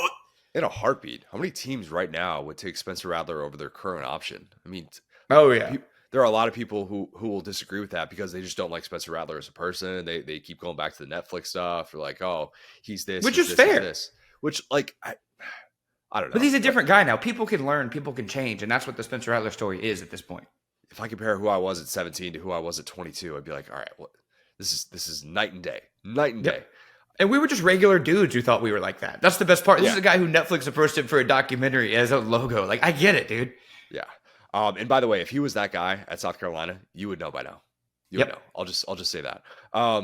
Having said all that, having given Rattler his praise, if Tim Banks does not play drop 8 coverage against this South Carolina offense, he should just turn in his headset.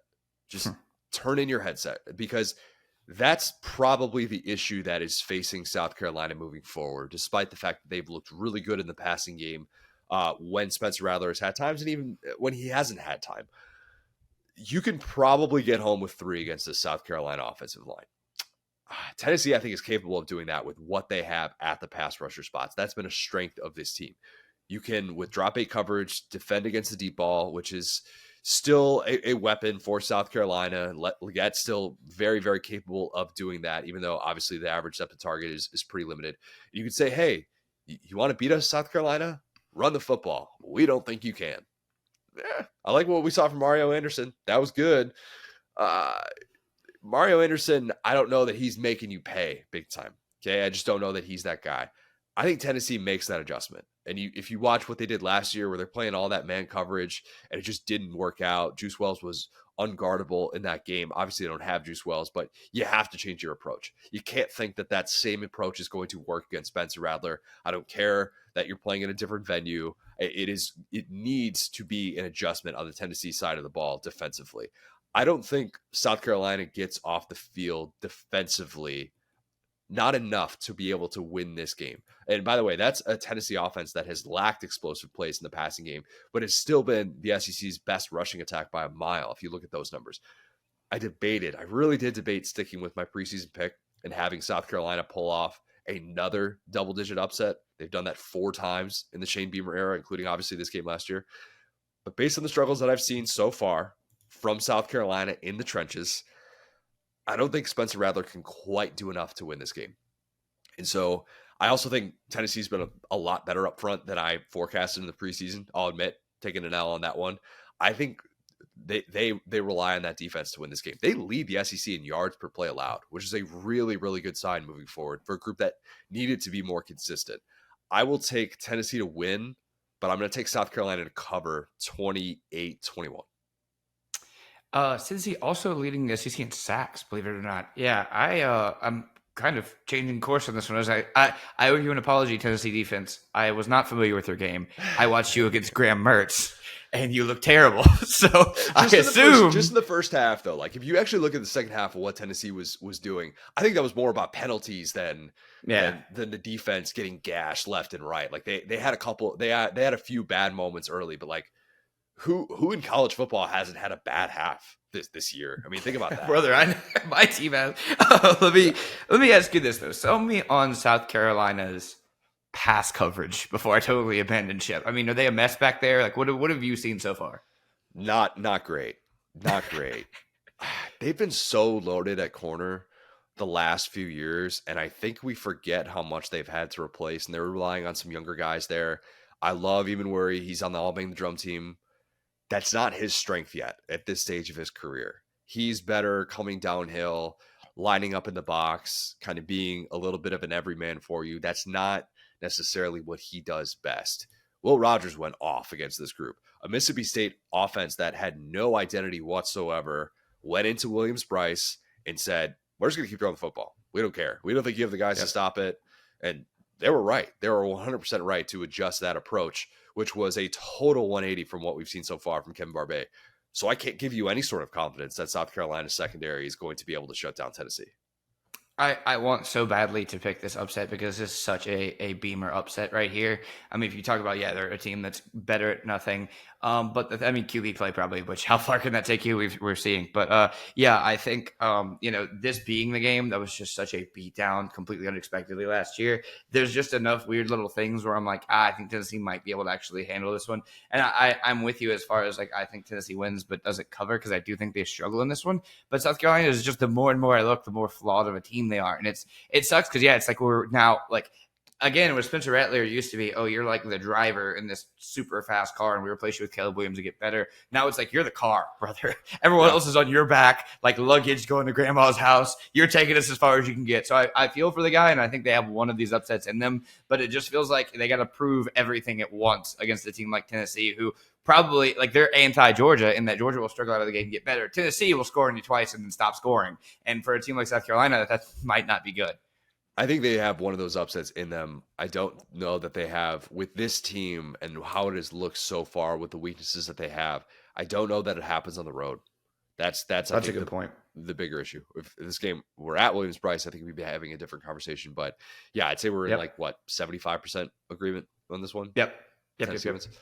All right, Alabama, number 12 Alabama, still outside the top 10. 14.5 point favorite at Mississippi State. The over-under I have.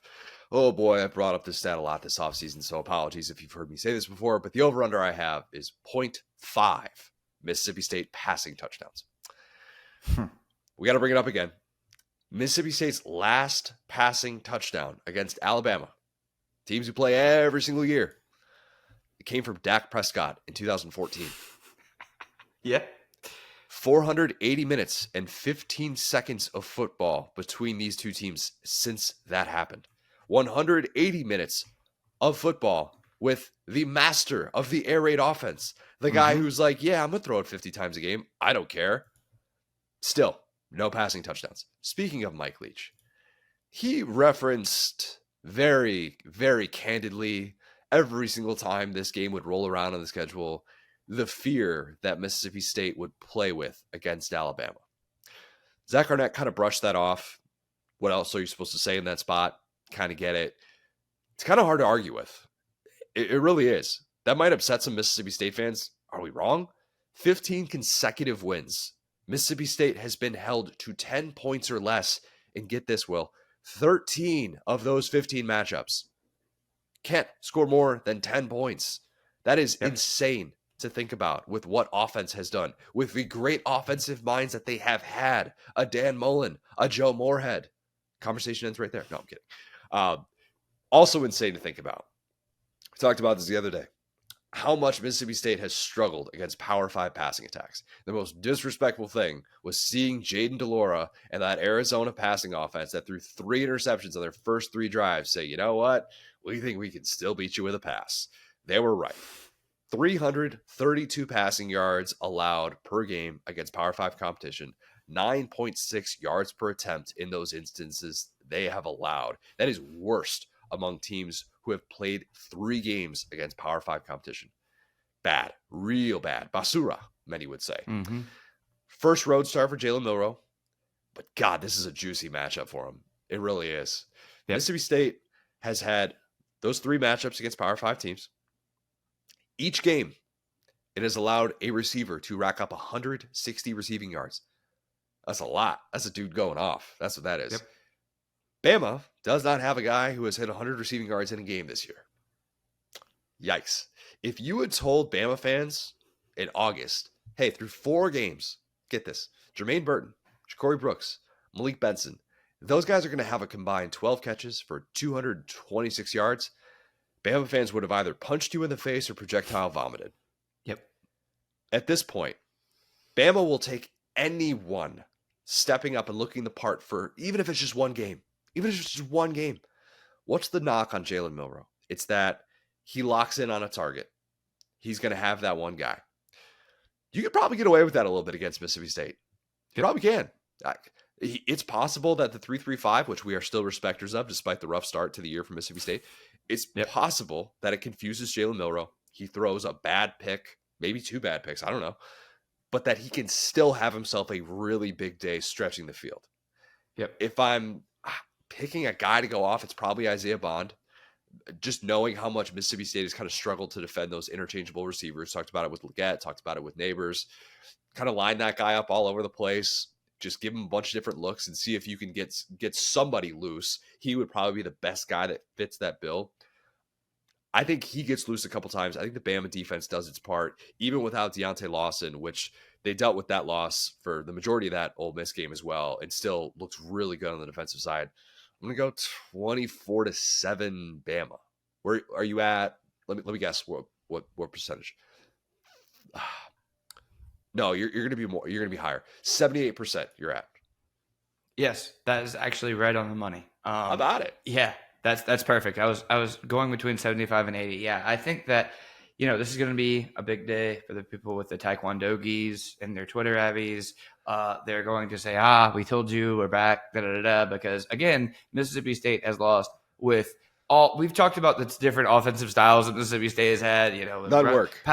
Yeah, all of them have been equally busted against Alabama, and this is the worst one probably by far that we've seen in a while. I mean, since like the 3-2 days of Ole Miss or of Mississippi State. I mean, so point being, I think that this is just a juicy matchup. I think you hit that one on the head. I mean, these guys couldn't stop a nosebleed. There have been so many disrespectful things that have happened against the defensive side of the ball that, I think this is a perfect game for Jalen Milroe because, like you said, he could have 2 bad picks and it wouldn't matter just because if you test these DBs enough, it's going to work. And so if you take 10 deep shots and 2 of them are picked off and 6 of them are completions, you're up 20 points. You know what I'm saying? So, and on the other side, I think that, we could talk about how that was a little bit of Ole Miss turtling in that moment or that the Bama defense played well. It doesn't really matter because they're going to play even better against Mississippi State because at least with Ole Miss, you have Lane Kiffin.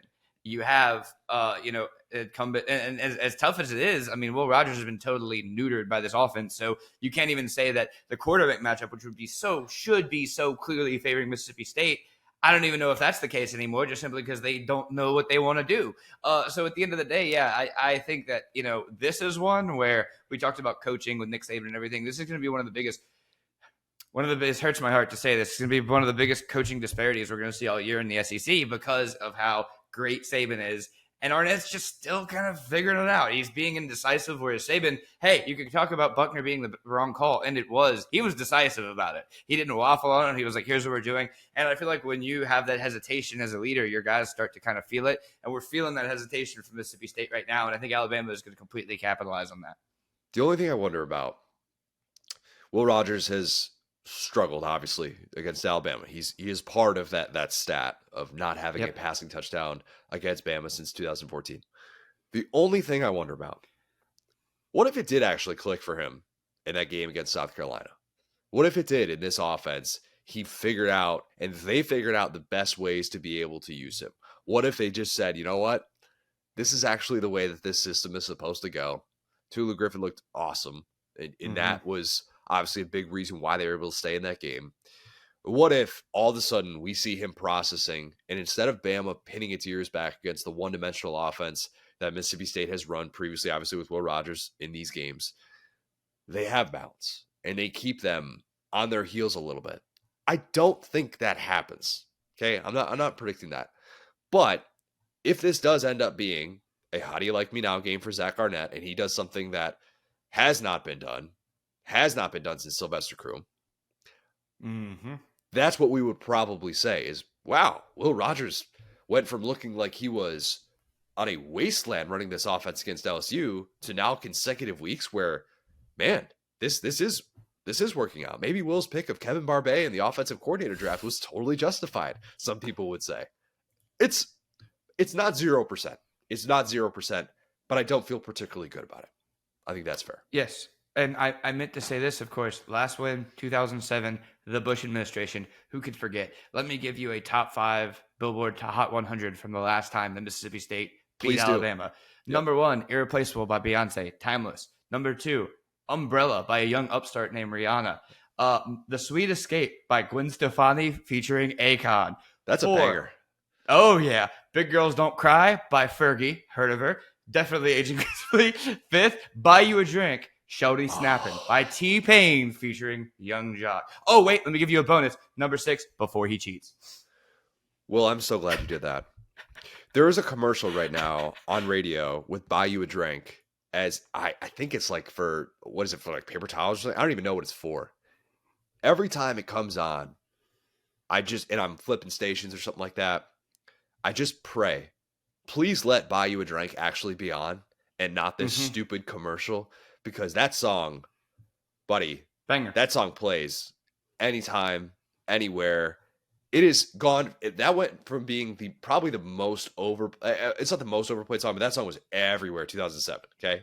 Like that song was on our morning baseball mix when we're getting up at 5 o'clock in the morning and we're hearing that song 3 times for a morning baseball practice for high school when it's dark out in late February, and we're listening to that song on repeat, and it was all over the radio and all. And now I can't get it unless it's on a stupid commercial. What's up with that? Just plug in your iPod. Use Bluetooth. Why are you listening to the radio? That's your own fault. I know, right? I do listen to that a lot, but every once in a while you're kind of just like, all right, I'm only going to be here for like 5 minutes or something like that. I don't want to get this fired up. I don't need to dig into something. Or if I've got like Claire in the car, so you just never know. Claire can Buy You a Drink, and that'd be perfectly fine. You just took me back to a simpler time in life, Will. You really did. Good. And now it's impossible to hear that song, is how long it's been. You better believe I'm going to go listen to that right when we get off of this. 100%. See? Lock of the week. Let's do it. There you go. Thank you, Mike Elko. Getting me back to 500. 2-2 on the year. Duke dominated UConn. Never a doubt. Dan Orlovsky did not walk through that door. I am so happy for Mike Elko. Duke is hosting College Game Day for the first time. So happy, in fact. I'm taking Duke again. We're running it back. Duke plus 5.5 against Notre Dame. Duke has made opposing quarterbacks look real bad. Real bad. Yep. 4th in the country against the pass, but 1st in yards per attempt allowed. It's like 4.4 yards per pass attempt allowed. In the year of our Lord 2023, that is a feat. And, by the way, they rank 1st in Power 5 in rushing touchdowns. They run the football. They play great defense. They have a smart, talented quarterback, and they're able to do things that teams at that place typically have not done, and they have imposed their will on teams, and that's what I like. I think if Notre Dame wins this, it's a thriller. So that's why I like that there's at least 5.5 there. If this was like 2 or 3, I'd be like, not so much. Notre Dame in road matchups against AP top 25 teams in the playoff era. I was curious about this, so I had to dig this up. They're 4-11 in those spots. But if you dig a little deeper, you look at those 4 wins. 2015 Temple, 2017 Virginia Tech. They went on to have a losing record that year. So, again, ranked at the end, very different than ranked at the time of the matchup. 2020 UNC with very limited fans in attendance. So we call it a road game, I guess, but how much is it? And then last year, 2022 Syracuse, a team who was basura in the second half of the season, finished 7-6. Notre Dame on the road against a team that's actually good. Duke's actually good. I think Duke's actually good. So Duke plus 5.5. We are getting over 500 this week. Yeah, I love this pick. This is obviously the Brian Kelly coaching tree bowl. Who's going to get the congratulation text? That is very wanted because Brian Kelly's positive like twice a year. Sure, want him getting a text. But yeah, I love Duke and what they've done. You know, they really handled UCF in that bowl game last year, and that genuinely feels like Mike Elko is just that feels like an unwinnable job at Duke for so many reasons, right? I mean, private school, the kind of regulations that Brian Kelly tried to get away from in terms of what type of athletes you can get, because they'll make exceptions for the basketball team, not so much the football team. We saw that whole meme about like the professors like, oh, you still got to do your homework. So yeah, the fact that Elko has turned that situation completely around, I mean, he is going to be on the short list for a ton of jobs, and he might even stay there, another year or two. But I think he's already pretty much written his own ticket. So yeah, I think this is a little bit, as funny as this sounds out loud, I would buy Mike Elko over Marcus Freeman right now, simply because Elko has done it quietly. And like, I'm sorry, but if you're a defensive mind, I know I said this last week, they're both defensive minded guys. If you hang your hat on defense in the biggest play of your career, you got 10 dudes on the field twice, you can't be the better defensive coach out of these two. I agree. And now that you phrase it that way, I'm thinking to myself, yeah, Mike Elko is the more accomplished coach. He is the more accomplished coach as a defensive coordinator, as a head coach so far with what he inherited. That's a really good point. Drinking game. If you're one of those people, you watch 3 hours of College Game Day, drink every time they reference Duke basketball. Just do it. Yeah. Okay. Reese Davis's son went to Duke, played baseball there. They're gonna have some Duke basketball references. There is no doubt about it in this one. They might just do it at Cameron Indoor. I have no idea where they're gonna be set up, but wouldn't surprise me. Very easy. Wow, that is like the only honest Alabama Duke family in history. Right? For Alabama football, Duke basketball, Yankees, Lakers. Yeah, no.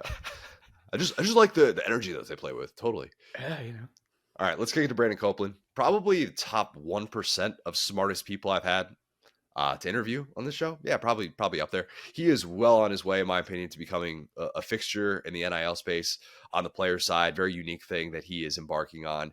We dug into his 10-year NFL career as well. So here's Brandon. Now excited to be joined by a very special guest. It is former NFL linebacker and co-founder of athletes.org, Brandon Copeland. Brandon, I've got a lot that I want to get to with you, but let's start with that. This new venture that you have embarked on, athletes.org. It is a free membership organization that's open to all athletes. Reading the Ross Dellinger piece that he wrote on this a few weeks ago, you essentially wanted to create a college version of a players association. So like, what kind of separates this from a true players union? Yeah, I think that, well, one, thank you for having me. I appreciate you giving me the opportunity and platform to speak today. And when it comes to athletes.org, I think that one, obviously, as you look at the college athletic space, in my opinion, and I'm biased, but I think that a lot of administrators and the NCAA will tell you is like revenue sharing is only, it's inevitable. It's not a matter of if, it's a matter of when. And I think that ultimately, athletes need to understand and organize their voice, not even just for collective bargaining and to negotiate and to speak into the future of college athletics, but also because it's just the right thing to do. And building a community and building a place where you can be mentored by alumni athletes from your school. Again, there's just so many benefits to what we've built with athletes.org. But one of those major benefits is the fact that now we can help athletes organize and speak into the future of college athletics. Do you want to be an employee? Do you not? How do you feel about this whole conference realignment thing? How do you feel about flying across the country during the middle of the week when you're supposed to be a student first, so to speak? And again, I don't think that I want to be clear that, this is an extremely polarizing subject, extremely polarizing topic, like a lot of things in the world. Athletes.org, what we're trying to do is we're not claiming we know the answers. We're just getting the athletes together. And we're doing this in a way that's giving them a lot of value first, so that we can actually have productive conversations and collaborative conversations with those that sit at the collegiate athletics boardroom table. I think 2020, maybe even more so than NIL itself, kind of set the stage for this, for players to want to have a voice. If you think back to what Trevor Lawrence and Justin Fields were doing just to try and play football in a safe way during that COVID season, how much do you think that kind of played a part in you guys wanting to have something like this where athletes do feel like they're heard, and it's not just a matter of working through back channels or throwing something out there on Twitter to start something like this? Yeah, no, I think that, like you said, 2020, I think it helped speed up a lot of things. And obviously, it's a pandemic. There's a lot of negative things that happened during that time. But I mean, you just look at the world and how it's grown since then in terms of business, in terms of communication, in terms of us being able to sit down and have this conversation like this, right? And even before 2020, I mean, you saw um, athletes have always wanted to have their voice heard, right? Um, it's only become more acceptable over time for you to be able to have a voice and take a stance on certain subjects and issues. And I think that now, when you pour into obviously this particular topic of college athletics and TV contracts and revenue sharing and all those things, right? Like the time is now for college athletes to unify and to, again, just have their voices heard. I don't think that what we're organizing here is something extremely polarizing. It's just, hey, like I think we deserve an opportunity to speak our mind and speak our opinion. And I say we, I even shouldn't say we. This is for athletes, by athletes, and specifically, I'm the old washed NFL player now. I want to make sure that I am handing the ball off to the next generation and leaving them in a much better predicament than I Yeah. was. And for those who don't know, this is a nonprofit organization. So it's Yeah. not like this is some like massive scheme to get money out of athletes during NIL. And one of the services that's offered up, and you talked about financial literacy on Good Morning America, for crying out loud. It's like it's something that obviously you've spent a lot of time digging into as a player now in the space that you're in. But the ability to hire a lawyer pro bono to look over a contract, an NIL contract, is a nice, unique wrinkle that athletes.org is providing. Have you seen horror stories with this like playing out where, man, if you had just hired a lawyer for 5 hours, 6 hours to look over a contract, probably could have avoided something like this? Yeah, man. And unfortunately, I shouldn't even be laughing thinking about it because, I mean, it is truly a horror story. And I think that, when we started athletes.org, yes, there's this opportunity here that is, hey, revenue sharing and being able to help athletes organize their voice and talk through that. But first, let's just give them value, right? Like, let's just create this tool that would have been really beneficial for a younger version of myself to have. As an athlete, and I'll get back to your point here, I promise you, right? But like as an athlete, you have the pressure, and I'll talk about myself from 2013 coming into the NFL as a wide-eyed rookie. You have the pressure of trying to learn a system, be a pro, learn a career, and then everybody also expects you to be some phenomenal business person, right? And to know how to vet people and know who's real and who's fake, right? And while I was fortunate and I've made plenty of mistakes. I've made my own mistakes, right, in business and in judging people and their character. Um, while I was fortunate to have a background of mentors and of relationships from the University of Pennsylvania and interned on Wall Street for multiple years and things of that nature, like how do you digitize that and give that to other people? How do you digitize these relationships and these partners, these connections that want to help people and give it to all athletes at scale? And that's what we've done with athletes.org. And like you said, one of our features is we give all of our athletes access to a pro bono attorney network. And so they get 5 hours of pro bono services for any contract that they want. So whether it's NIL or whether it's them closing on their first home, right? Like whether it's looking at a lease agreement, right? Because yes, we're focused on college athletes, but we call this a locker room for life. It's not once you take that jersey off, after your last game, we're going to throw you away and get rid of you. No, you're a part of this locker room for life, and it's just the beginning of your journey, because athlete is just a piece of your identity. And so we have free background checks, we have free second medical opinions, we have brand consultants, and all of these people and these partners at some very well-known firms have literally said, hey, this is important enough for us to invest in the development of athletes. So before we ever charge you anything, we're going to give you hours and pour into you, because we understand that if we can impact you, then we can impact the world. Because compliance departments, they can only do so much. There's only so much that they can sift through. And even though there are programs across the country that have obviously poured resources into being able to try and make sure that their athletes aren't getting screwed, it's nice to be able to have that knowing, hey, this is something where if you are going to be making serious money, not just, a couple $100 from a local restaurant or something like that, then you do have means to a resource like that. A horror story with NIL that is pretty well documented at this point, but how familiar are you with the Jaden Rashada situation and the way that played out at Florida?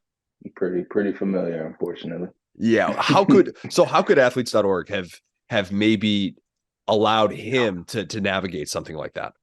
Yeah. So when you come into our platform, again, as you mentioned, it's free, but you have a number of features and resources. You have Q&A. You can ask any question anytime. You have your expert network. We also have an agency and collective registration and verification process. So in the case of like Jaden Rashada, he would have been able to come in to our platform. He would have been able to look up his collective, the Gator Collective at that time, and he would have been able to see information on them and whether they operate at a certain standard. And if they operated at that standard, he would have hopefully, felt comfortable going and doing business with them. And if they weren't in the portal and they hadn't verified themselves, he would have been able to ask more questions, and maybe that he would have done it a bit differently. I mean, I think the tragedy in that story is the fact that, athletes right now, because of NIL and because of just where college athletics is as a whole, is you're really going pro earlier. And so unfortunately, when this young man, with me, I'm 18, 19, I was at the University of Pennsylvania. Listen, the Bama of the Ivy League. Let's go ahead and put it out there like Love that, it. right? But when I was there, I was able to focus on football, and me being able to focus on my craft got me to the NFL. Now you're in a place, in a situation like this, where your mind is turned. You're not focused on what you grew up loving to do, and what effect is that ultimately having on this young man's career? And what we want to be with athletes.org, and similar to the way that you mentioned with the compliance directors, we just want to be a resource. Like, there's only so much that one person or one school can do for all of their athletes. And if we as athletes.org can help you scale that and scale these tools that ultimately protect your athletes, giving them free background checks in their hands, things of that nature, then it in my mind, again, I'm biased, it almost seems like a no-brainer. The final thing I'll say, Connor, we've been extremely collaborative about this thing. This is not Brandon Copeland and the athletes.org team just in a basement together, just creating our own intake forms and verification processes and stuff. We've been collaborating with top agents and administrators around the country and building councils for this. And one thing that one of our agents said is, like, sometimes, athletes just make bonehead decisions. You're like, why did you make that decision? Right? Like, what happened? And I'm like, well, that's what you want athletes.org in your athletes' hands for, because sometimes athletes are faced with decisions that they don't feel comfortable going to the compliance director to talk about, or to the AD of a school to talk about, or to an agent. And you want them to have a discreet way where they can get their questions answered by really amazing professionals who are willing to invest in their development. And hopefully that prevents you from ever being able to say, why'd that athlete make that bonehead decision, right? That's the goal here, is to cut out the horror stories and to give athletes more agency in the form of their pockets. Yeah, an unbiased third party. I think everybody wants that in certain elements of their life, to be able to weigh in on important decisions. And it sounds like that's exactly what you're going to be able to provide. What's the future of NIL in the 2020s? Is it simply pay for play with organizations like yours that can protect and perhaps empower student athletes? Yeah, I mean, honestly, who knows, right? Like, who knows? This thing, it could end up is the moment I think it's going to end up one way. Something comes out and a bill comes out, and maybe it could go that way. I think that what we are focused on is it is inevitable that revenue sharing will happen. It will have to happen. This is one of the few businesses in the world where, again, the employees aren't necessarily, or the people that are generating and helping generate the revenue aren't necessarily getting compensated for it as bumps in everyone's salary continues to rise. Now, what we are doing is we're focusing on just providing value to athletes now, and then also maintaining our flexibility to be able to help guide them into whatever that future looks like, whether it is unionization at some point, or whether it is just creating the chapters, which we've created, to be able to help with the different agreements that may come from the entire revenue sharing model. Yeah, I think that there are probably a lot of people listening to this going, I'm fatigued on NIL. I'm tired of hearing about it. It's not something that, like, when I see a headline related to it, I avoid it. And I kind of get it from a fan's perspective. I've been thinking about this for the last couple of years. What should a fan be rooting for with NIL? Because it's obviously different school to school, but is there a thing overall that, like, big picture, if you see this headline as a fan, you would think, oh, this is good. Like federal legislation. Oh, that's good. Oh, we're actually going to have a breakaway from the NCAA and there's going to be a separate organization that runs NIL. Like, what's the best outcome for a fan consuming this sport as it relates to NIL? Yeah, I can completely understand the exhaustion with the whole NIL mantra. I think that the simplest way to think about NIL is it's just a marketing deal. It's the same marketing deal that your favorite NFL quarterback does. It's the same thing that these college athletes are getting an opportunity to finally do. And I think that, right, like taking away the different titles of things, the legislation and all those things, I think for a fan, you should want to see the athletes on the field winning and incentivized to win the same way they are at the pro level. So when their team goes to March Madness, and when they go to the Elite Eight and the Final Four, right, like they should win, and that should also affect them financially, the same way it affects the university and the coaches and everyone else. Everyone else gets extensions and parties and celebrations and things of that nature, and the kids, we go back to class. And so I think that the simplest level is you want your athletes to win the same way everyone else is winning. Okay, so I want to talk to you about your background, because some people might be listening to this, wondering what makes you such an authority on such a topical issue in college sports. You played at Penn, you teach there now in the offseason, which I always think of as the school from Boy Meets World, if we're being 100% honest. But you played 10 years in the NFL. You actually announced your retirement from the NFL 2 days before athletes.org launched. What did you witness in the NFL when it came to players kind of managing their money, either recklessly or alternatively, the players who were really, really good about budgeting, and it kind of made a lasting impact on you? Yeah, I think that, my biggest goal, to frame it up, 10 years, as you mentioned, undrafted free agent, fired maybe 6 times within my first year in the NFL. So, like, it was always, what can I do? One, the NFL and this whole dream and vision of playing 10 years was like, that was a real big dream, in 2013. But ultimately, it was always like, once I got my shot and I got my foothold in the NFL, it was like, I need to do enough now that can propel me the rest of my life financially, right? Like, unfortunately, I've had teammates, I've had friends, I've had people who've reached out and they're maybe a few months out of the league and they're reaching out asking for help financially. And I know that they've had bigger contracts or a bigger signing bonus or drafted, right? Like, I know that they made more money during their time in the league than I have, right? And while athletes.org is not just about helping you manage your money properly, what I have seen is there's a crazy amount of pressure on you as an athlete, as I was alluding to earlier, to get this right, right? To not mess this up. So you're not talked about negatively in the world. And then when you go home, there's pressure to take care of your community and give back and all these things. And like, so what is the way that we can download all these blueprints from current and former pro athletes to just keep into a locker room that you just give blueprints or what we call playbooks to the next generation?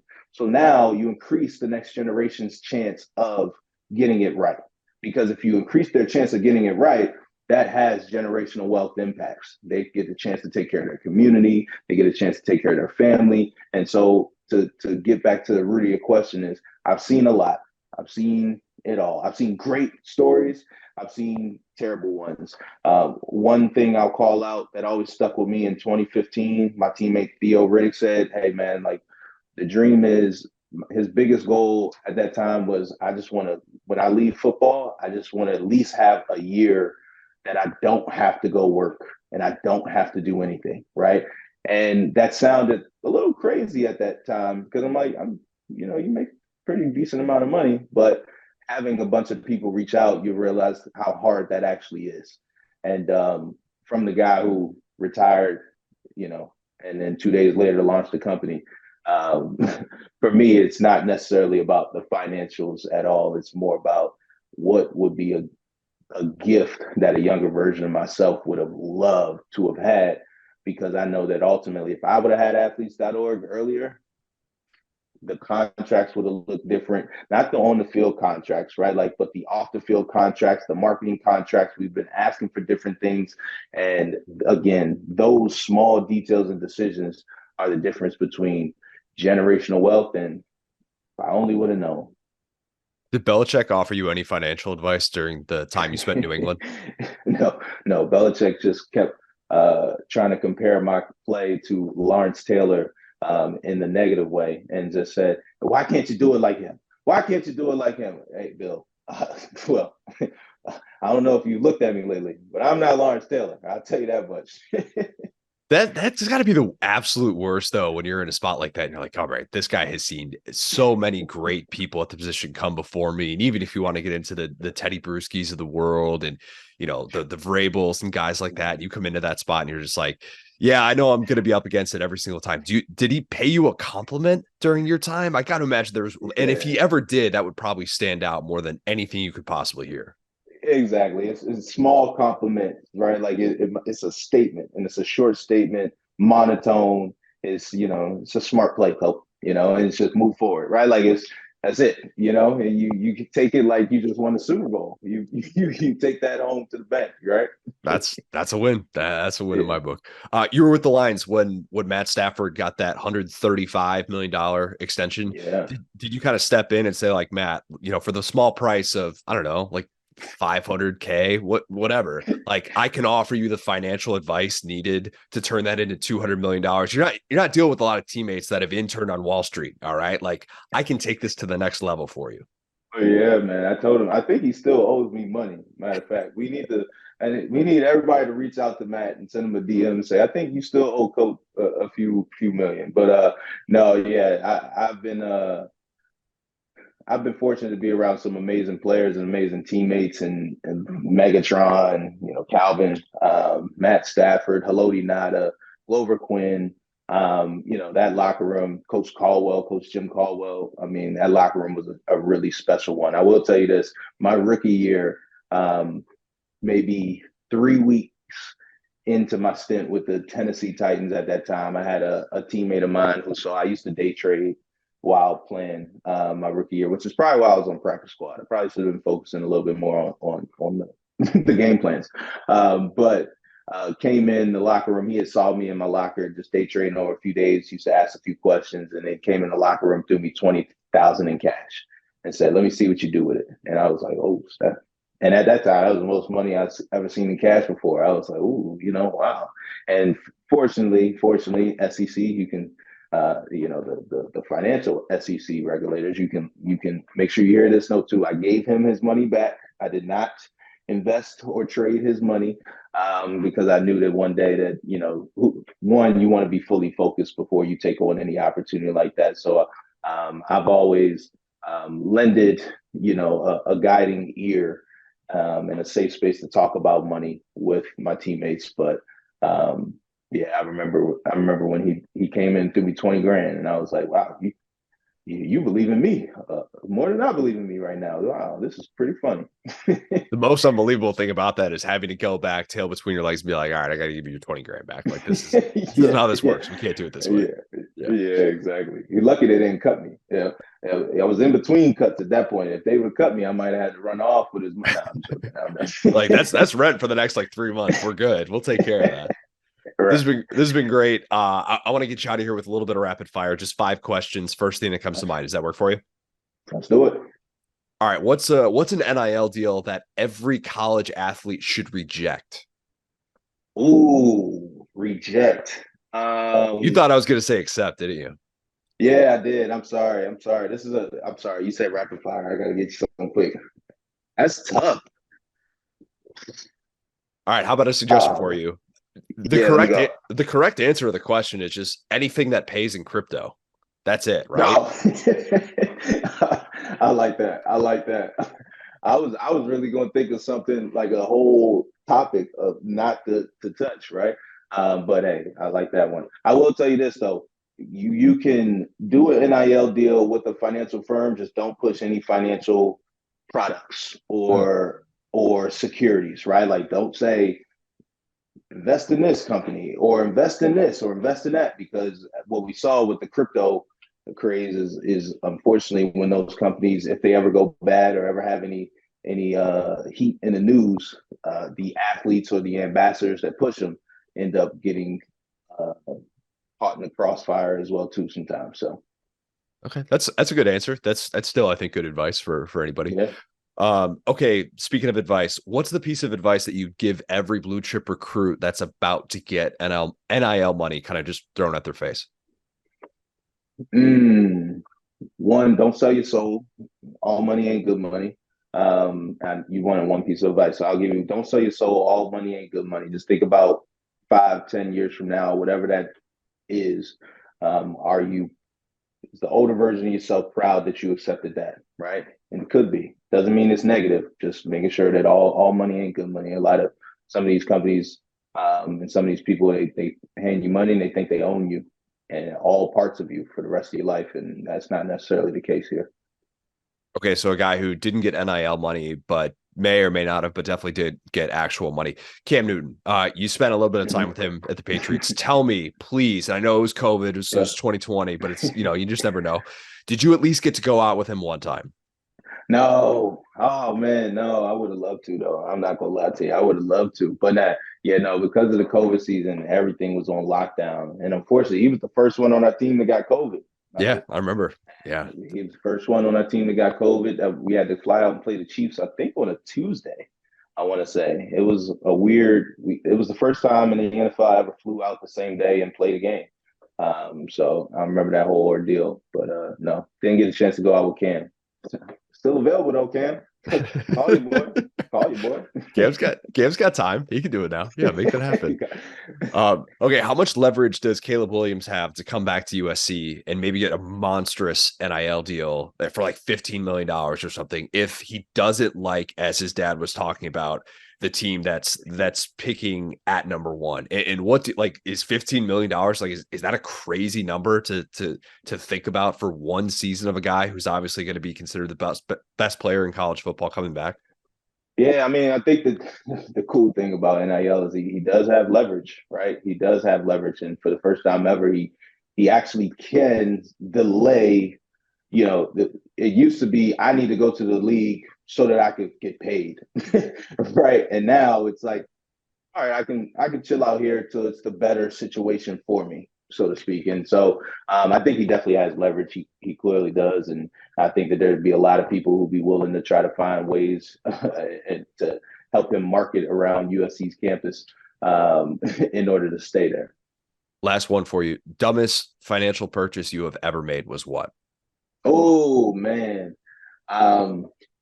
it's clothes. I go through fads of different clothes. So I had a dad hat phase.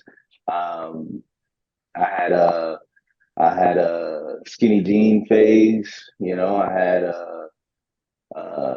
a jewelry phase. And my jewelry is like Amazon jewelry, right? The most expensive watch I got is an Apple Watch. So, you don't hurt me too much. But ultimately, the biggest thing, I told you, before we started recording here, we just moved homes and stuff like that, and going through our old home and going through all the clothes and just looking at yourself like, what was I thinking? That's probably the dumbest purchase. It's always clothes.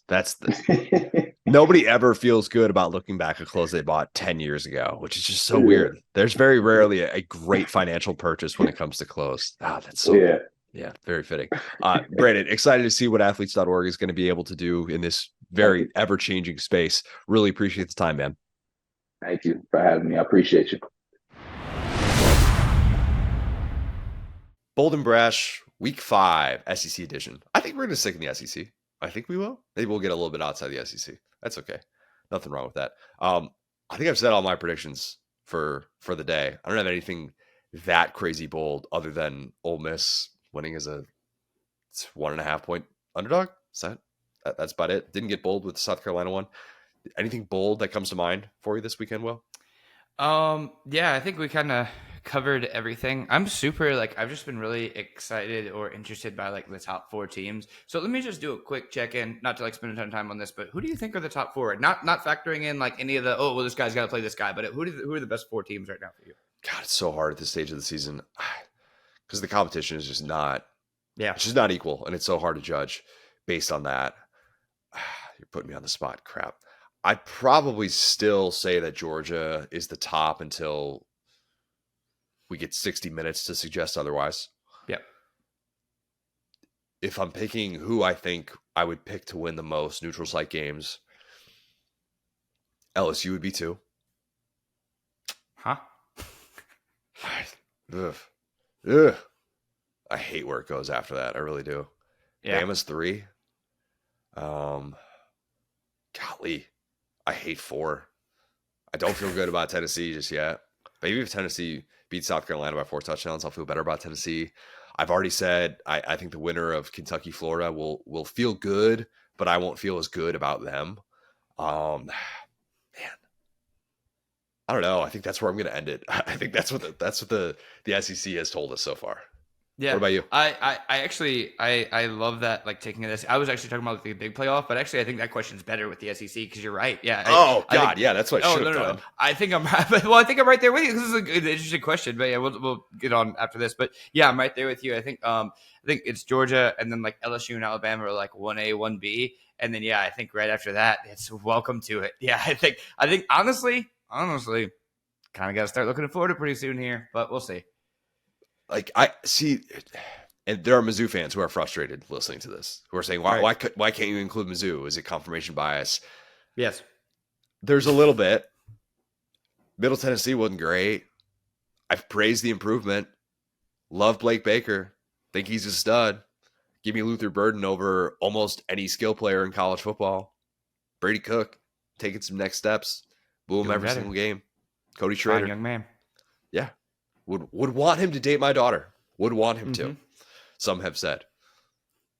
That's just really creepy. But yeah, it's slop right now. But yeah, it's funny because you were like, the team that would be most likely to win a neutral site. It's LSU already got blown out on a neutral site. They still feel like they're number 2. It's tough for the conference this year.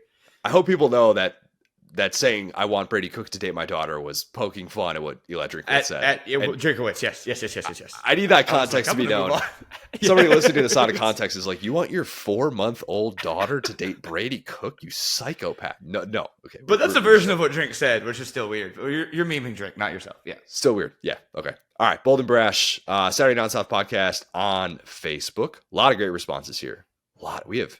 Yeah, we're not going to get to all of these, but we got some good ones. Let's start with this one. Let's start with the Kentucky one. Adam Stockton says, Kentucky's defense/special teams scores more than Florida's offense. I think that would take 2 touchdowns. I think it would. I don't think Kentucky's pitching a shutout. I don't think that's happening. But that's a good play because of what we talked about before. Kentucky's defense/special teams, 4 touchdowns this year. They've been excellent. They have helped get Kentucky's offense through some of these very bad stretches. If Florida's offense is sitting like, oh, here's what I didn't think about. Berry and Brown kick return and then a safety, and then Florida scores one touchdown. There you go. Okay. That's on the table. That's not that bold. I like it. Andrew DiGiacomo says, Ole Miss against LSU, rinse and repeat from last year. Ole Miss keeps it close until halftime. LSU holds Ole Miss scoreless in the second half and wins by 3 scores. Technically, they won by 4 scores last year, right? Yeah, 45-20.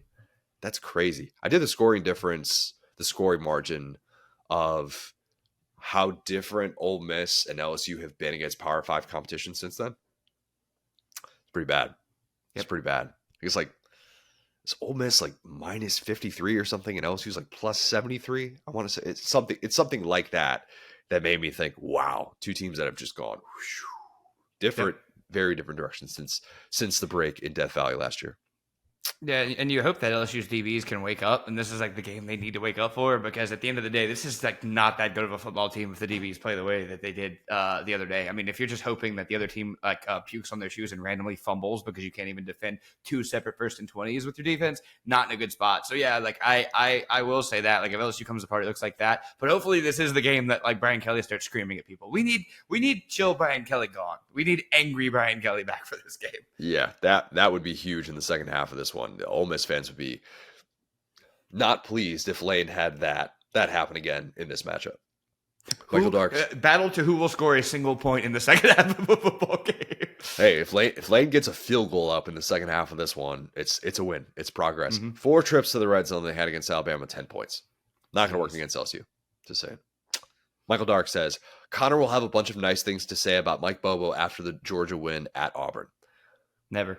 It's very bold because even if Georgia's offense looks great, Michael and listeners of the show know I've got to bank my nice things to say about Mike Bobo in the event that I lose this bet of Georgia winning a national championship with Mike Bobo as the OC, or I think it was top 8 scoring offense in college football. If one of those 2 things happens, I have to say something nice about Mike Bobo on every single pod in the offseason. So the odds of me just unloading 4 from the chamber about Mike Bobo, not great. Maybe some positive things, but it probably won't be specific to Bobo. I can't go there yet. Come on. We're in September, buddy. Like, we got plenty of time if that's going to happen. I that's not an anti-Bobo take. That's just being smart and knowing that it's a long off season. Can't be wasting those opportunities, okay? Yeah, I love how we've hit this point in the Bobo cycle where I go out there for the South Carolina game. I'm watching fans scream at other fans about Mike Bobo. Well, one guy's like, gosh dang it, Bobo, get out of there. And the other fan's like, hey, be respectful. This is our team. We got to root for him. And then now they're all like, Mike Bobo's God. I don't know what you're talking about. It's like the infighting. It's like they want to put a little tarp over it and then be like, we're all on the same team. But in reality, after 2 bad drives, you guys are more anti-Bobo than we are. I agree. And I think Auburn's defense is pretty good, too. So if they put up 35 points, yes, it would be an impressive performance from the Georgia offense. And I will very silently praise a certain Mike Bobo. Christopher James, LSU defense, 2 picks. Oh, buddy. If that happens, the Jackson Dart stats, they will be updated. They will be shared on the Sunday pod that we do. Who would be your best bet to get 2 picks for LSU? Lady Luck. I mean, I think that Deuce Chestnut had a nice run in the first game. I mean, that's the funny thing is if LSU's defense looks good, it's going to be that like 09 Saints super turnover happy defense. Because like I said, I don't think they're shutting anybody down. So that's actually LSU's defense being good is not we're holding guys under 100 yards passing. It's like, oh, we have 3 sick turnovers and we gave up 300 yards passing. So yeah, I think Chestnut would probably be your guy in that spot. It's a variation of bend don't break, right? Yeah. I typically say breaking is allowing 600 yards of offense, but some might look at it as just all that matters is the scoreboard. That's just me. Yeah. Got to give people full 60 minutes, give the people their money. Agreed. Emery Picker says, Kentucky thumps Florida and takes their number 23 ranking. Just swaps rankings with them. I get what he's saying. College game day is in Athens next week. That's what he's predicting. Not SEC related, but Colorado has a somewhat of a bounce back but still loses to USC 59-21. Wow. I think Bold is saying that losing by 38 points is a bounce back because, call me crazy, I don't think the internet would see it that way for Dion. I don't. Yeah. Probably gonna have some thoughts about that and about who Colorado was before week 4, and who they've been in the 2 games against Pac-12 competition. Yeah, look, if USC is out here putting up 59 points against that Colorado defense, nobody's going to be surprised. Will people fall off the face of the earth with Colorado if that happens? That's going to be interesting. I mean, this whole thing has been so strange to me, and this sounds so mean and conceited, but I think everyone here would pretty much agree with this. It is shocking to me how little people know about the game of football and watching this. Like, and to be clear, like again, 1 win last season, we thought they'd be in that 4 or 5 range. Like, they've done better than that. No questions. They're beating TCU. They're beating like all of this other conference stuff has been awesome. People thinking that this team was like playoff bound has shocked me No way. every stage. This is already a dub. But people are having those styles of conversations like on the internet right now. And there are people with like anti-Colorado takes. They're like, they might not even make a bowl. It's like, yeah, dude, that's kind of the point. Like, it's not crazy. But yeah, I think that like it's always been about the vibe. It's always been about building something and kind of not taking it lying down. So I think that is still in the cards for them. I mean, you just don't understand the sport if you think a team is going to go from 1-11 to being a juggernaut and beating Oregon and USC. But I don't know. Maybe they can make it competitive with one of them. They didn't the first time. Yeah, you have to understand the college football landscape to understand really what Colorado was still facing. And if you were sitting there scratching your head going, why is their over-under still 6.5 wins on the season after they get off to the 3-0 start? It's like, okay, you'll see it play out at some point. Yeah. You'll understand. And it's not necessarily a sign that they were frauds or anything like that. It's just a sign that they're still an overmatched team. That could very much be clear. How about that Oregon post-game video that oh man. That was look, for a team that doesn't listen to outside noise, they sure like some outside noise. Very much so. Yeah. They're fighting for clicks, apparently. Laura Doyle says Rattler jumps to the top of the Heisman race after silencing Neyland under a heavy storm of French's and nitro range line balls. I don't think if you're Tennessee, you can do that again. I think that's brother. one. If you're Tennessee, you can do whatever you want. Logic does not exist over there. I don't know. I think you got to be bringing new objects into the fray if you're going to be chucking things. I was told that Tennessee's the only fan base who would do such a thing, and we have not seen anybody do that since. Laura, if Spencer Rattler goes into Tennessee and has this sort of full circle type game, because that's when this 7-game stretch that he's currently on obviously started against Tennessee. And if he beats them again as a double-digit dog, we need to be having Spencer Rattler Heisman conversations if that happens. Okay? And I know that there will be a lot of people who will probably focus more on the Tennessee side because South Carolina's already got 2 losses, and that's just what we do in the sport. When you're out of title contention, you're kind of out of sight, out of mind in national conversations. But man, that would be unbelievably impressive because for the reasons that we outlined, I think Tennessee defense has mostly been pretty good this year. And I think that doing so with the limitations that we know that they have for this team, yeah, we could be having that conversation. Michael Penix, Caleb Williams, probably still going to be dominating that conversation more so than a victorious Spencer Rattler post-Saturday if that happens. But still, part of the conversation, 100%. Absolutely agree with that. Not even 95%, 100%. That would be the most like South Carolina and the most like 2023 college football outcome is if like at like 7-5, Spencer Rattler wins the Heisman because we all just acknowledge that he's the best player in college football, but the team is trash. 9-3 is the mark you got to hit. 9-3 is Lamar hit that. There have been a few examples in the past of like guy who's not competing for national championship, putting up ridiculous numbers. What's the threshold? I don't know if there's been.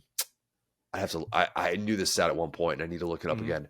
The amount of guys who have won it with 4 pre-Heisman ceremony losses.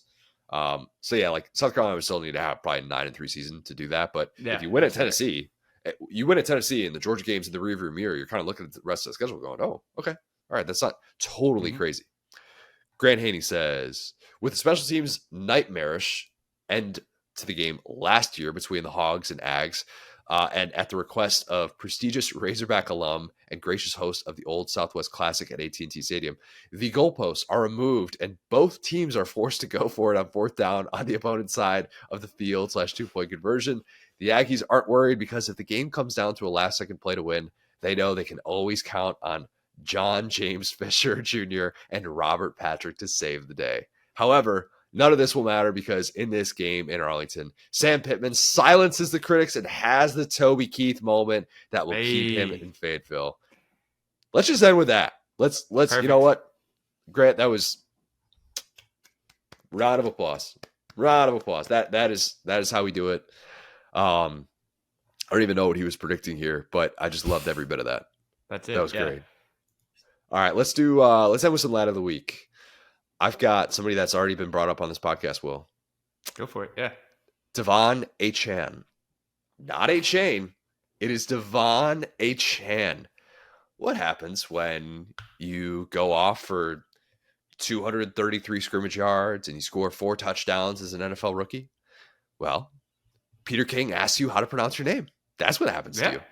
You get to have your own name back.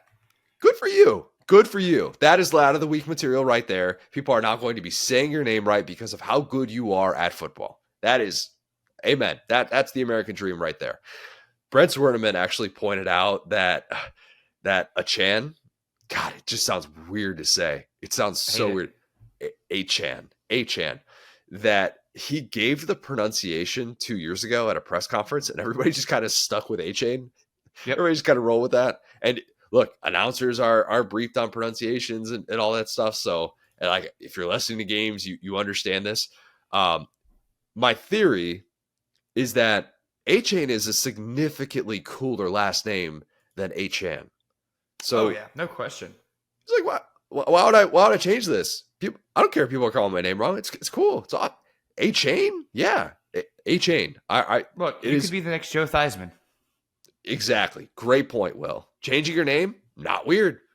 Changing your name for a Heisman campaign, a little weird, but we get it. We understand it. Nothing wrong with that. Nothing wrong. Devon Achane is not as marketable as Devon Achane. That's facts. Yeah, that sounds like a message board or some type of a character. Yeah, and it's so funny because the best nicknames are not given. No one can give themselves a nickname. It's one of the unspoken rules of sports. And this is actually kind of a nickname that's been given. And like I will say, because I thought I imagined this, but no, the Texas A&M football account quote tweeted like the vote for the FedEx Ground Player of the Week with Achane, and they just Texas A&M football tweeted vote for a chain emoji, and I'm like. So y'all doesn't know his name either. What is going on here? And it's still up. They still don't know. Jimbo went back and forth with it because I would listen to it repeatedly. I'm like, wait, what? Achane. Of all the different ways you could pronounce this, it's kind of wild. I've dealt with this on like a much, much, much smaller scale where like someone will pronounce my last name as O'Gara. And usually I just don't correct people. When I first started like doing radio shows and stuff like that 6 years ago for this job, I would usually just kind of let it slide because I don't want to come off as a jerk. And I figured, you know what? Alvin Kamara, he doesn't care how people pronounce his last name. Why should I? I know he's not going to correct people. It's Kamara versus Kamara. Yeah. It's really Kamara? No, it's really Kamara. It's really Kamara. Okay. But a lot of people used to say it as Kamara when he was a rookie and he's first starting out. And he's like, yeah, I don't really care. Like call me whatever you want. And so like over time, what I would do is when I would let someone know how to pronounce my name, I would say, hey, it's not a big deal. I get it all the time, but you know, my last name is pronounced O'Gara. And I realized that I should tell people because when I'm saying someone's name, I want to say it right. Right. I do. The people I talk to want to say my name right and not just say it the way that they're comfortable saying it or the way that they've said it before. Or, I don't know. Like they're never going to know unless they ask or I tell them. And you'll like this. So at SEC Media Days, I went on with Hester and T-Bob. And I'd say like, you know, I know T-Bob pretty well at this point, but he's not saying my last name very often. You know, like it's Connor to him. And so he introduced me as O'Gara, which I had noticed that he's done that a few times that I've gone on with them. And And I know that Hester knows how to pronounce my last name because I do his SiriusXM show every week. And so after I was off air, I told T-Bob, hey, man, like, you're good. You're fine. Do not worry about it. I just wanted to let you know for future reference, it's O'Gara. No big deal. And he felt so bad. And I'm like, I promise I am not mad. I'm not mad. And Hester's just dying laughing because he goes, I tell him that every single time and he still does it. And it's just one of those things. It's like, it's hard to get out of your brain. So anyway, name pronunciations for those of us that do this on air.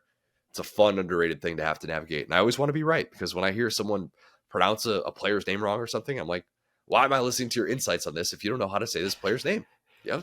Oh, yeah. I mean, the most impactful thing I've ever contributed to this world is figuring out that Tua pronounced his own name on an Alabama broadcast one time, taking a video of that, putting it on Saturday Down South. I think it's brought up all the time. But yes, I'm with you.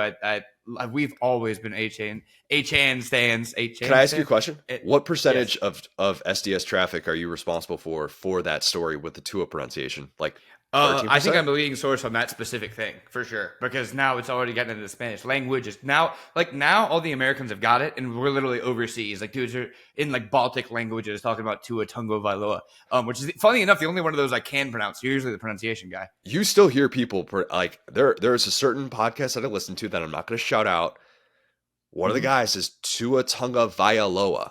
I'm like, you're adding an extra syllable in there. Tua Tunga Vailoa. That's it. Nico Iyama Leava. Okay? We can all do this. We can do this. It's on Tennessee's website right there. We can all just pronounce names correctly. We do it. It's a collective effort. We're all working towards the same goal. Nobody wants to hear their name pronounced incorrectly. Speaking of guys who have easy to pronounce names, mine, very simple and straightforward, and not a guy that I even really like a lot, but I think this has definitely been his week. Dan Lanning. I think that, and I showed that video you were talking about in the work meeting. That's why I stopped talking about it, because I knew I was going to circle back. I showed that in the work meeting yesterday, and my boss made a really good point, which was, he goes, you know what's funny about Oregon is they were we're playing for clicks team for 20 years. He's like, they were that team for 20 years. And he's like, so really you're mad that someone else is doing your move. You're not mad that they're doing the move. You're mad that they're taking your move. And which I think is a great point about that whole situation. But that even makes it kind of ring more true. And, I've been a guy who has been more, I think I've been down the middle on Dion. I love his energy. I love the amount of the energy he's brought to that program and how he's made them believe. I love entertainment, and I think he's very entertainment. I do think there's some deeper stuff, as we've talked about with Dion, that doesn't get talked about enough.